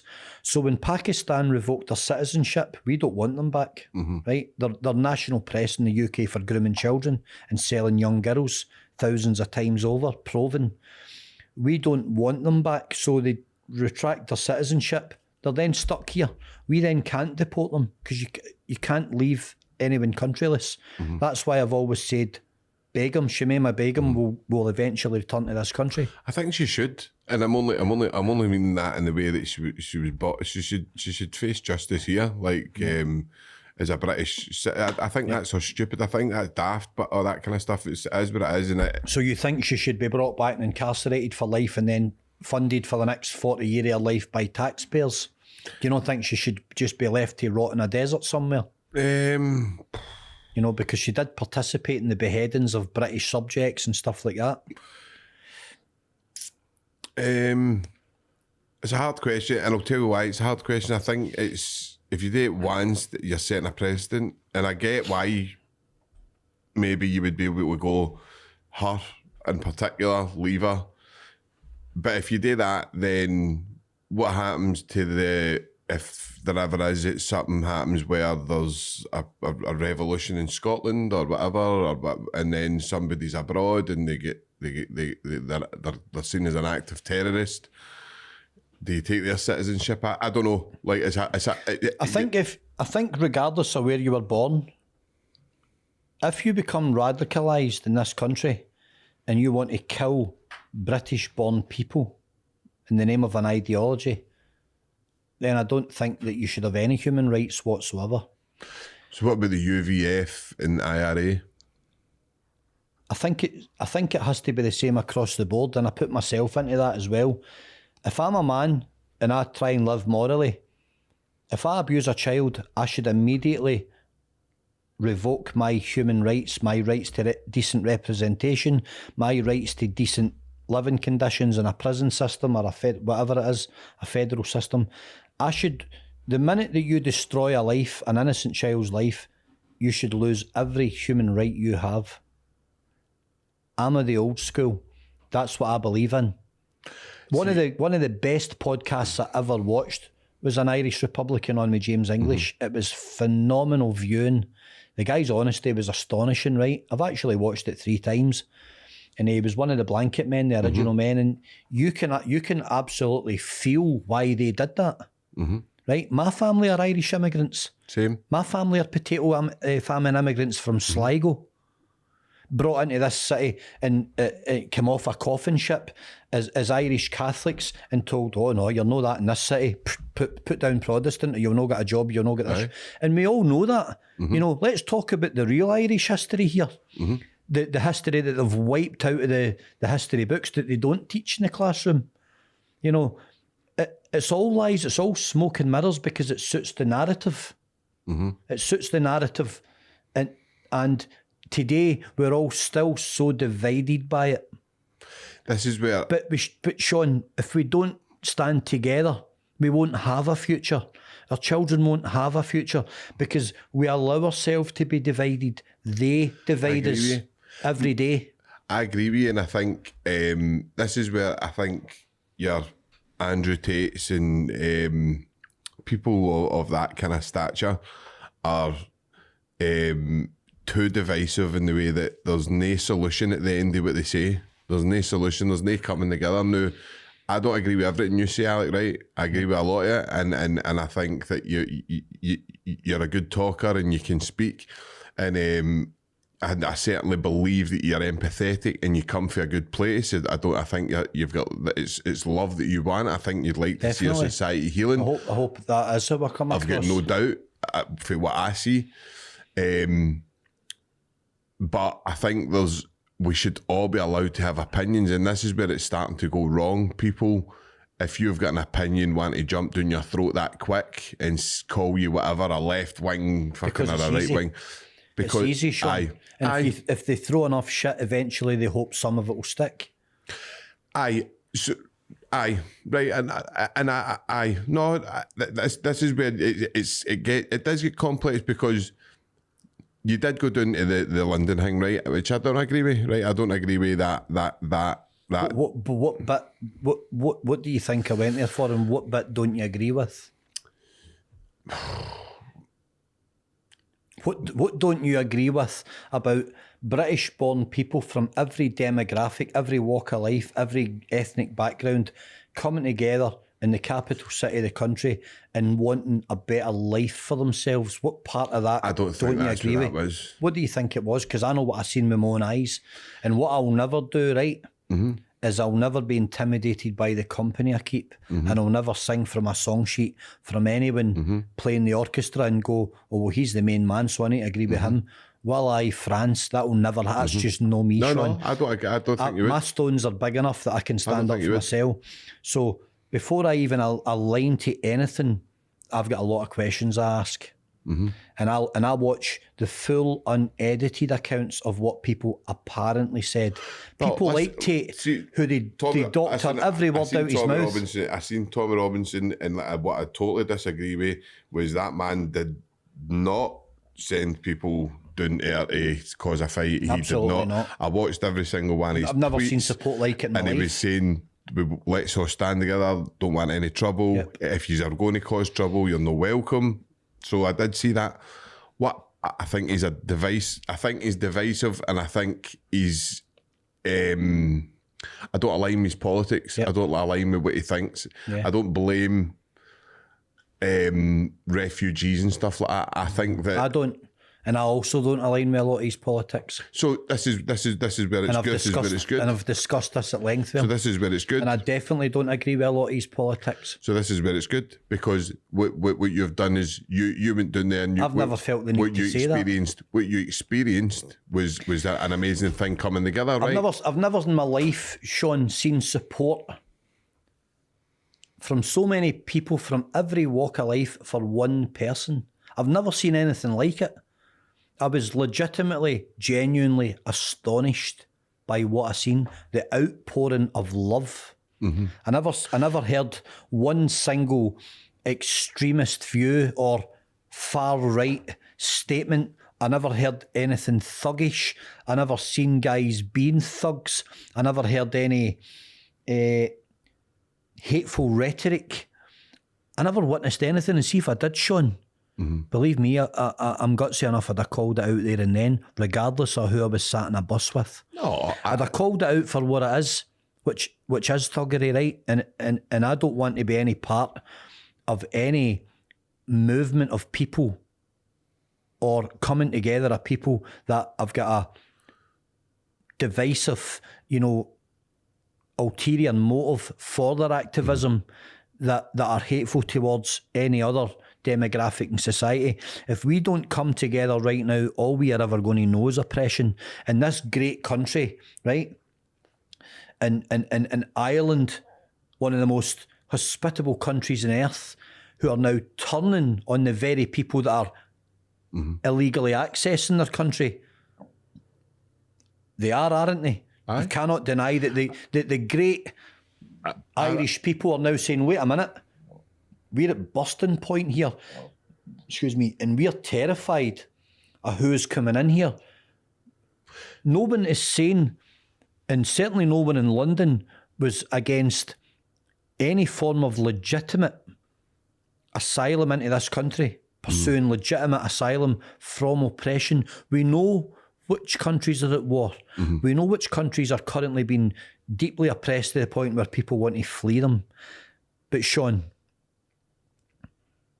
you would have to be a very blinded individual to not see that the huge proportion of apparent legitimate asylum seekers coming off of boats onto the east coast of England are men, fighting age men. You don't run from oppression or war and leave your wife and children in the house and come 7 or 8 countries away, 2,000 miles away. You don't do that. You don't run from war. You engage in war. You fight. You defend your home and you fight. That's what you do. That's what real men do. When all you see is men coming into this country, you've got to ask the question, where's all the women and all the kids? Where are they, Sean? I honestly don't know enough about it to take. But you can see that. Surely you can see that it's all men coming. I would need to look into it. I look and I see. What I think I see is what I would do is, and if this is truth, if it is fighting age men. I don't even like the term fighting age men. What the term that I would just like to use is unvetted men, right? So me and you jump on a flight tomorrow to the States. Mm-hmm. We both have to do visa applications. Oh, you've got a drugs charge. Oh, you've got a fight. You were involved in this, right? Whatever. Mm-hmm. I'm not saying either of us have got a drugs charge as an example. Sorry, you can't come in. Mm-hmm. We failed. Mm-hmm. And rightfully so, because maybe our intentions when we go to America are a little bit more sinister than we're letting on. Maybe we don't want to go to Disneyland. Maybe we're going over there to meet a couple of guys in Mexico, or maybe we've got ulterior motives. Mm-hmm. But we're getting stopped before we get to the point of getting involved in any type of illicit enterprise. We don't have that option to protect our border in this country, because we've got a policy where it's just right now, it's just a free-for-all. And it's been proven time and time and time again. Like this guy that just knifed this lovely young couple walking home at night. Well, he came from this country 18 months ago, and while he was in that country, he beheaded his neighbour and played football with her head for 3 hours in the garden.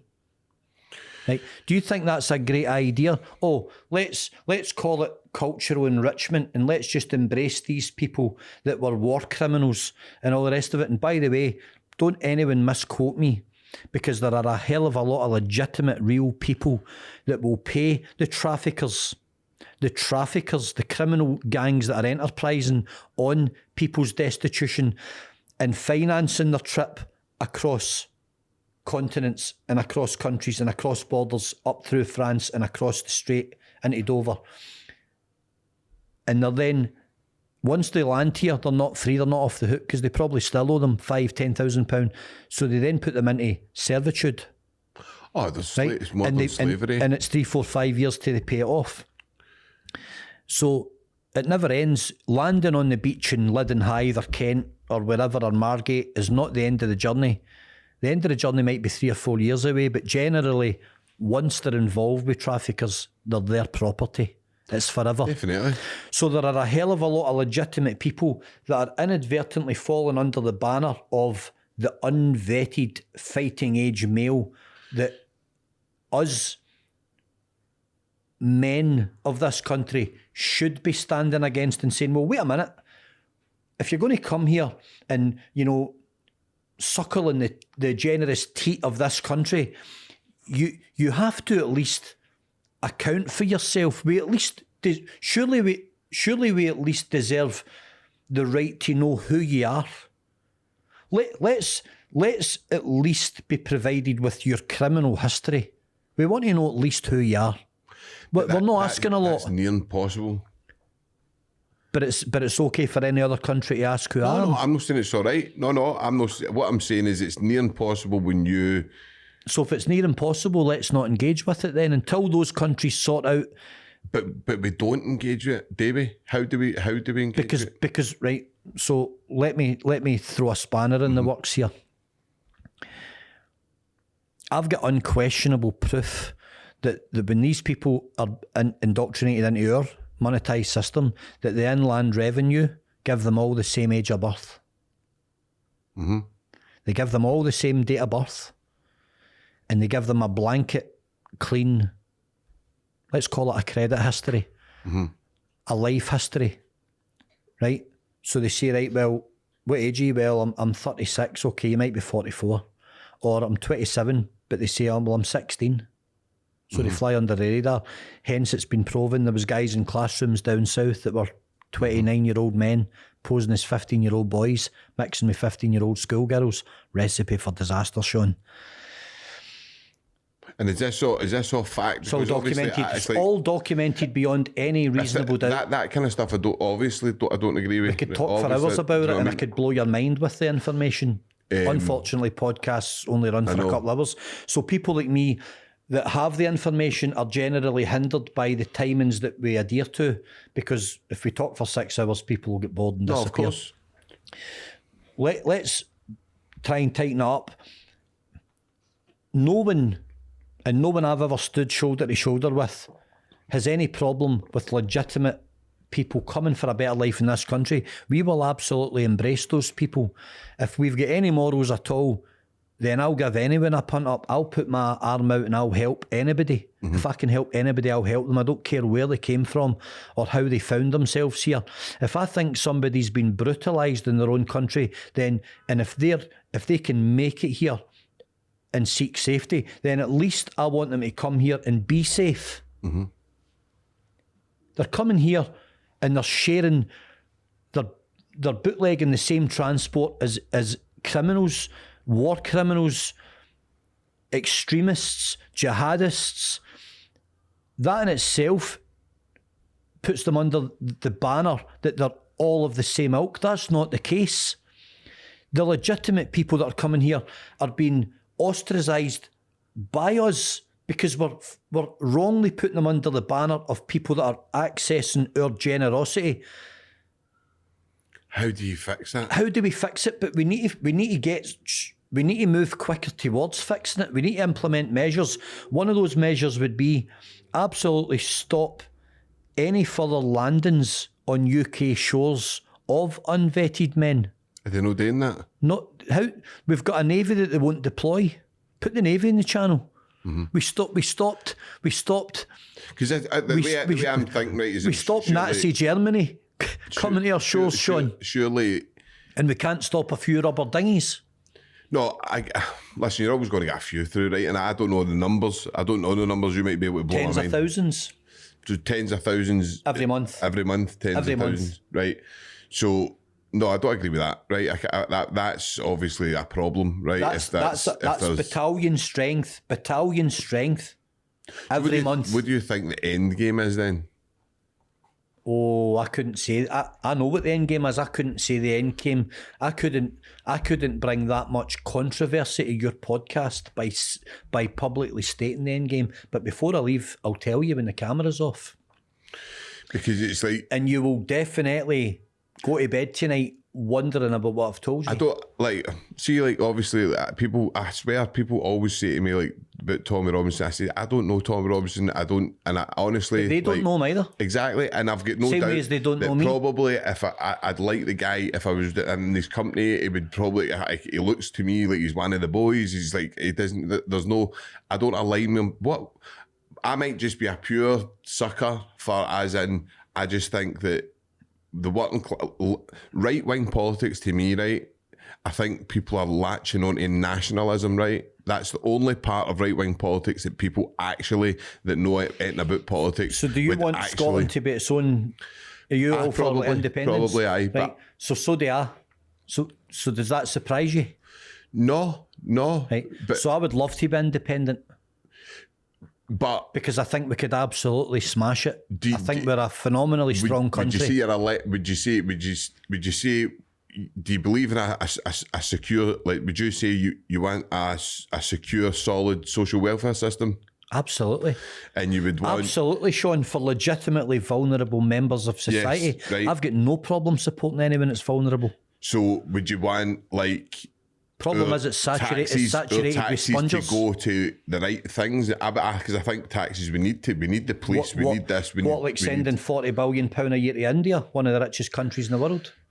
No, sending money to illegal wars in Ukraine and fraudulent money laundering, kid-on wars. No, but where my problem lies with that is you can say £40 billion this and £40 billion, but when you're homing guys you're gaining interest, your own bank is gaining the types of interest that we're gaining these people and allowing them to live in our country and gaining them crazy amounts of interest daily. That's where my problem, I go, the problem is in the way, like, we need, as a working class, there's more. Andrew Tate, I don't really like him.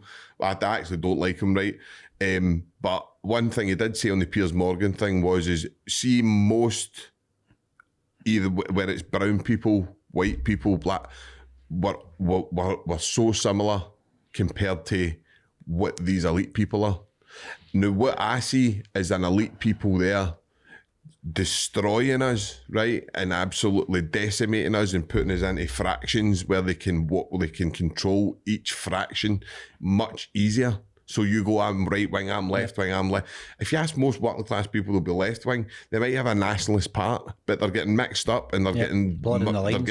And a lot of people are jumping on, I'm right wing, and they don't know that right wing politics actually is capitalism, giving more money to the rich. I'm straight in the middle. So I've got no interest in the rich or funding them any further. Totally. So most people would be left wing, but they've got a nationalist part, right? That's where it comes, right? And so I can see the where the want for that would be. But what I can't agree with, and I'll never ever agree with, is I can't be a conservative. I don't agree with anything. I might agree with a bit of nationalism, but the rest of it's no for me. Like, I'm totally want to see the way other countries, some people like have, some other countries have maybe done it, and you look at different countries that, even if you listen to Castro, who's outed as Castro is one of the most clever people. See, when you actually listen to him, I know it's utopia, right? And it's like, but we've done it for listen, money and that's only been about for no long. It's only a couple of 100 years old. We lived for years without money and all that. We done it. We helped people. We had common law. There was and we lived fine. But the information is out there if you know where to look. But we still idolise the wrong people. Aye. But we do. I know. Glasgow's a. It's almost comedy at and times. It's almost comical. Football comes into it. You've got Stalls and Silverburn selling Che Guevara t-shirts. I'm not asking you for your personal opinion on them. If you go to one football club in Glasgow, you'll see half the crowd with Che Guevara t-shirts on. I know. And yet they all love a Glasgow musician. They go and worship a musician, Jerry Cinnamon, Lewis Capaldi, right? Paolo, my sister met him the other day. They worship these people, these creative musicians, these creative genius minds, right? Che Guevara used to shoot people for playing music and poets and being creative. He used to shoot and hang people with creative minds because he despised it. Is that not a contradiction? I would need to read that. I would need to see he was kicked out his own country. No, he was like listen. He couldn't live with Castro. Sean, was. I've not even got an opinion.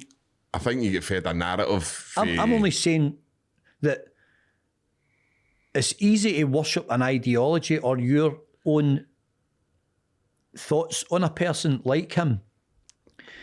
A martyr, whatever you want to call him, a revolutionist. Mandela, was obviously he terrorist things and done the NP, him and his wife Winnie. They used to put tyres over people and right. So, but we worship these people in bands like Simple Minds. A great Scottish band. Mandela Day. It's a famous song, and he was hero worship. Bono. They all jump in the coattails of it. All these Irish billionaires, Bob Geldof. They all done these charity things, but all of a sudden they're worth 300 million quid. Where did the money go? Follow the money. It's all bullshit. It's all sleight of hand. They've got us all worshipping, wearing t-shirts with these incredible iconic images. The Che Guevara image is an iconic image. It absolutely is. But look beyond the nonsense written about him and look at the man. All of a sudden, there's a very different picture getting painted here. But I think we can, as human beings, right? And I'm biased. I know I'm biased towards when it comes to prison reform and it comes to things. I can't help. My mind is going to be biased because where my background is. So I always need to watch for that, and I always try and watch for that. Yep. I always try and watch for being biased. You know what I mean? I go, right, I need to watch because I know I'm going to be biased in that when it comes to that front with addiction and how people look at that.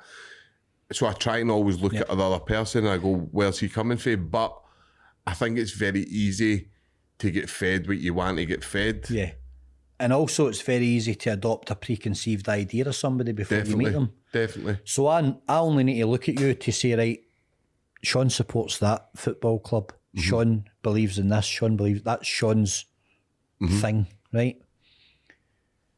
You would have adopted an idea of me by me being here, me being there, me standing with him. But I can tell you right now, you're very wrong about what you think my politics are. I honestly don't. I know. I already know what people think of me. I'm asking you because I don't think. I know how wrong they are. Everybody's going to think that because you went down there. Exactly. And why is that? There's one reason for it. Ignorance. Ignorance, right? It's completely ignorant to just assume that you know anything about me. Totally. And that's what people do in social media. They go, he said this. They'll ignore 999 other things that I've said that were right, and they'll say, he said that and I don't agree with it, so I hate him. Sean, hate is the greatest emotion. It's so more... But do you not think we're nearly all even to bring in, right, we'll bring in Tommy Robinson, right? Do you not think we're all really actually wanting the same thing?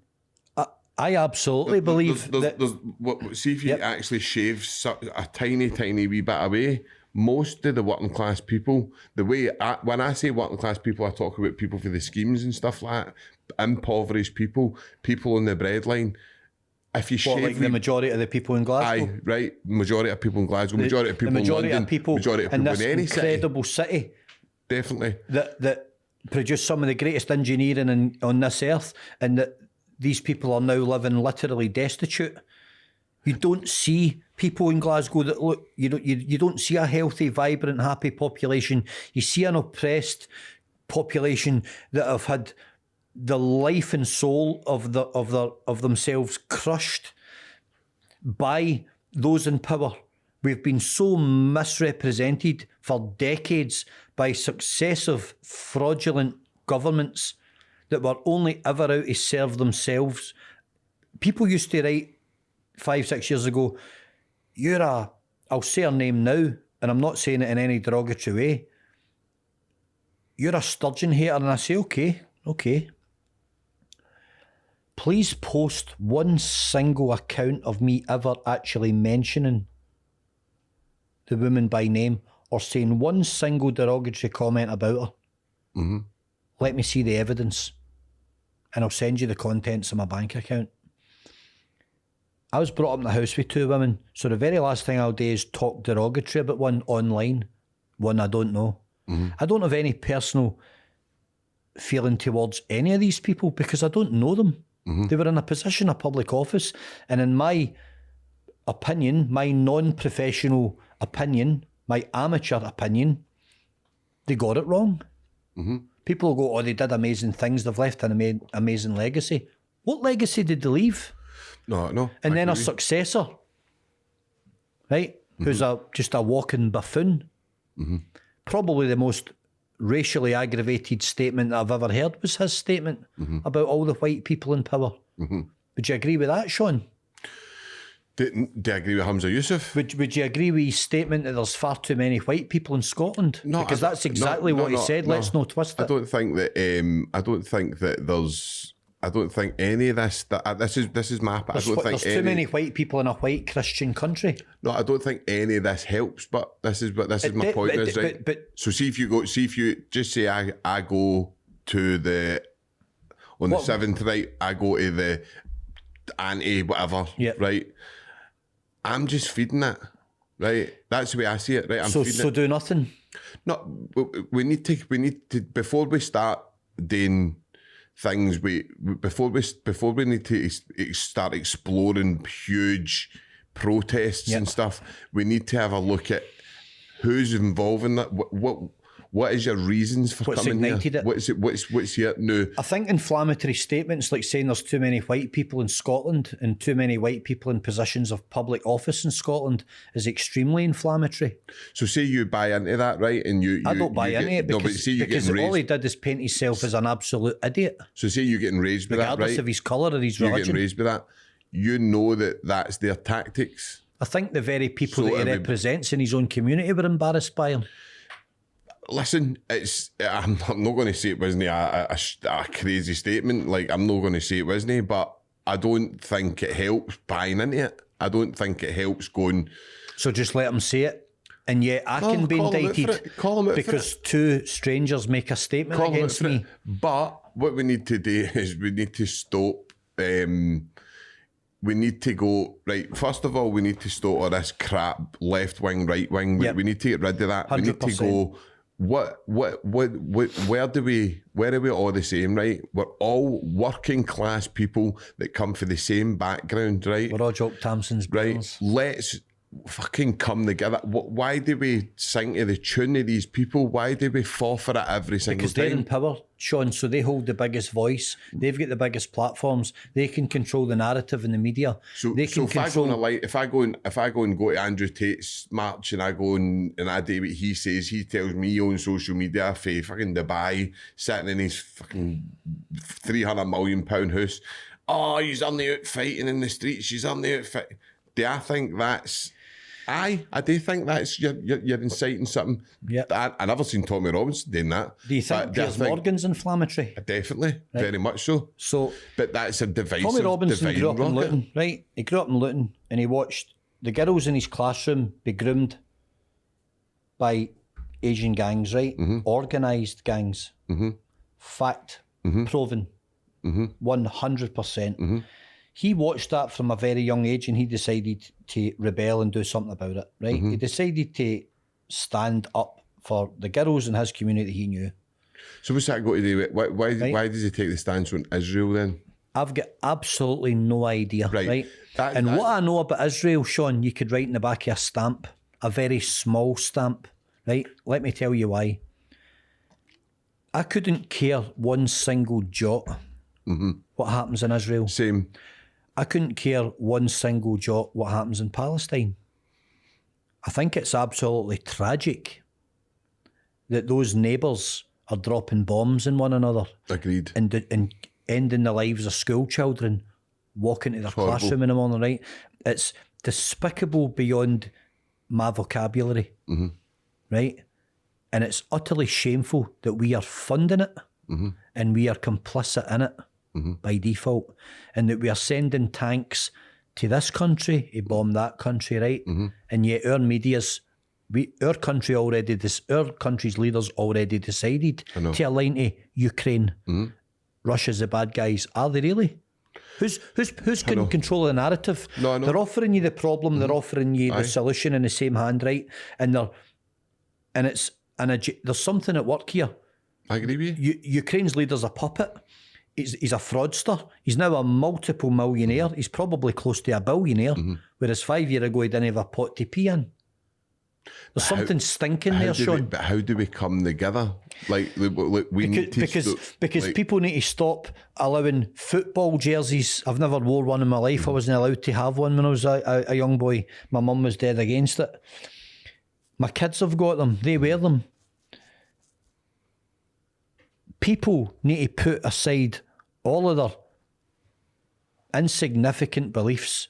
Sectarian bile controls the progress and the potential growth of this country, because we are so divided. You go to the Highlands, it's a very different demographic to down here. Go to the Western Isles, it's different again. The division is incredible across this country, across Scotland.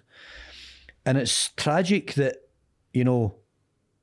overpaid millionaires kicking a ball about a Glasgow institution can control the outcome of a vote and all the rest of it. And people might say that's not true, Alex. It's absolutely true. It's absolutely true.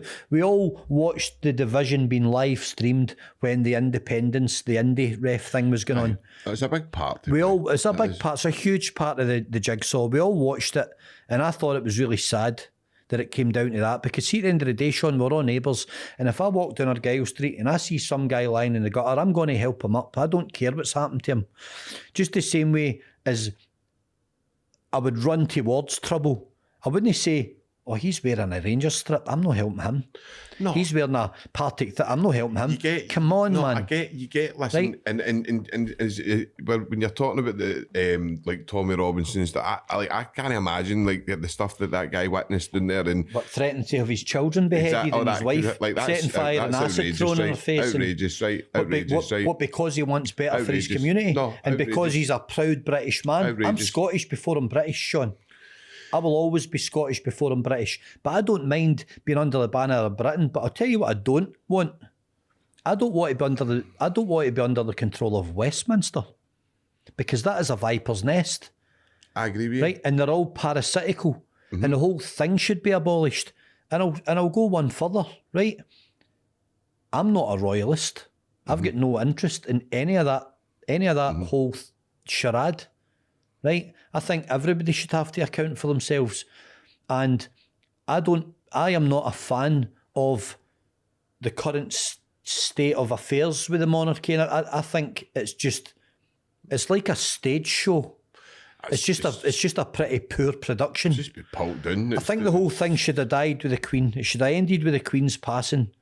And let's leave it there, and the less said about it, all the better, right? Aye. I don't think any of them are worthy of their current status. No. I don't think it brings into the UK what people claim it does. No. The numbers game. There's a... Right? But I don't want to go too far into people then turning to me and saying, oh, I thought... Don't think that you know me because of what you see me say. Don't think that you know my political motivation. I'll be honest with you, Sean, I'm for the underdog. I genuinely don't care about all of the people in power, the elites, the rich, the famous. I don't want any part of any type of celebrity or any type of momentum that takes me or gravitates me towards that way of life. I'm for the underdog. I'm for the guy in the street. I'm for the wee woman that's gave 40 years of her life to being a lollipop lady or a dinner lady in a school and tried to contribute something to society. Do they not deserve better? Do people just not deserve a better life in Scotland? No, I wouldn't have you on my podcast if I didn't believe that. I fully believe that you that's the way you are, and that's why I've had you on here, and we've had a great debate, and obviously we're coming up to the end. Yep. I've really enjoyed the conversation. And we never even got to what we really want to talk about. We found a way to body swerve that. And not because I'm bored talking about it. No, listen, and we could maybe go on and do a part two, but I think the message that the both of us are trying to put it is, listen, people are entitled to opinions, and we need to calm it down a bit. If we want to heal as a society, that's only my. If we want to heal as a society, we need to take the heat out of all the kind of on both sides. It's because it's going to get worse. And you've got people like Elon Musk saying, "Oh, civil war's inevitable," blah blah blah. Yeah, I don't agree with that. I don't agree with that. So, but I think there's people there that I think he's maybe he's a guy I can never make my mind up with. But anyway, I think feet in the pavements is a big thing that's going to happen. I think there are going to be more and more movements of masses of people congregating and protesting about the oppression that they feel is upon them. Our government are not representing us. They are representing themselves. Their heads are so far in the trough that they've forgot about the people they represent. All of them. I think it's despicable to be criminalising people for protesting that only want better for their community. I think that's disgusting. It's very, very hard not to agree with the two-tier policing and the fact that they seem to be representing a particular demographic and marginalising the greater proportion of the country, born and bred British people, regardless of colour. Why do born and bred British people, regardless of colour or background, feel that the government are working towards the betterment and the wishes of another people altogether? They do, and it's undeniable that that's how it looks to me. And I don't wear rose tinted glasses. I see in a process exactly what's in front of me, and I've looked at it from every single angle, and I can't come up with any feasible explanation as to why our government are so poorly equipped at implementing the wishes of the public and giving us a better standard of living and giving our kids a better standard of living and looking after the welfare of the most vulnerable members of this society, be they people leaving the prison system, people leaving the military, people with additional support needs, children with additional support needs, children that have been exploited, children that are in the care of the social services and been failed, people that are in addiction, people that are in crisis through childhood trauma, sexual abuse, all of it. The whole thing is stinking from the top to the bottom, and it serves the 1 or 2% at the very top, and the rest of us are all left floundering. That's why we've got epidemics with fentanyl and crack and heroin and every other form of abuse, and we've got people coming out of the woodwork every day. My inbox is overrun with people that are coming to me and saying, the police don't want to know. I went through this, I went through that. The level of abuse that people have gone through. Every day, people that you just meet, your neighbours, folk up the street, they're all coming forward because whatever it is that we're doing, whatever it is that I'm doing, my tiny little contribution in speaking up and trying to be a voice for people that don't have the strength to do it themselves. I know the depth of the problem. I know the scale of the problem. My bread and butter is the pursuit of online child groomers. We try and wedge ourselves into a position where we get them before they get to your children. Right, that's important to us. It's especially important to me because I know how easily it's conducted, and I know how destructive it is as well. It's an epidemic. It's massive. It's done on an industrial scale on a daily basis. We've not even spoke about safeguarding online.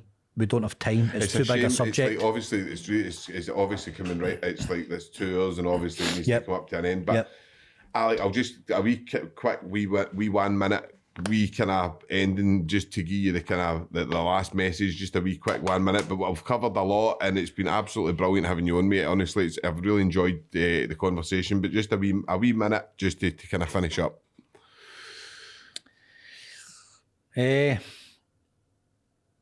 If you follow us at all, and if you don't buy into all the politics and all the silly statements that people make about myself in particular, I'm just a guy. If you're, brought up in a single parent family who has went through my life, and I've got to a point where I'm morally trying to be half decent and do something that I can make a difference. I believe I can make a difference. I believe that eventually I can petition change. I can have immediate remand for first-time sex offenders, groomers, all the rest of it. Anyone exploiting children, I believe I can make a difference eventually. I believe that through perseverance, we can implement changes in law, have these people rounded up properly, forensically investigated so that we know exactly who they are and how they're doing it, and we can dismantle their capability to access your children. And we can implement the safeguarding, but the whole system that is currently in operation needs dismantled, and it needs rebuilt from the ground up. It doesn't work. It's not fit for purpose. There are too many failures on a daily, weekly basis, monumental failures that don't need to be. That don't need to be. It's all avoidable. All of the failures with the famous cases, the baby P's, these are all failures that didn't need to be that way. They're failures in a system where there are too many agencies not collaborating with each other, and information's not been accumulated and processed and put out properly. So dangerous offenders are allowed to reoffend. There's too many areas to cover in a short time, but if we do nothing, Sean, and we look the other way, then we're part of the problem. I'll never ever be part of the problem. I will be part of the solution, or I'm as well just chucking it, turning my pages off and disappearing and getting on with my life. If I didn't think I could make a difference, I wouldn't be sat here. Aye. I'm not really that particularly interested in any more division or he said, she said. I'm interested in making a difference. That's definitely. It, in a nutshell. Solutions. Definitely. No, Alex, thank you very much. Yeah, it's been a pleasure coming on. Thank you. Cheers.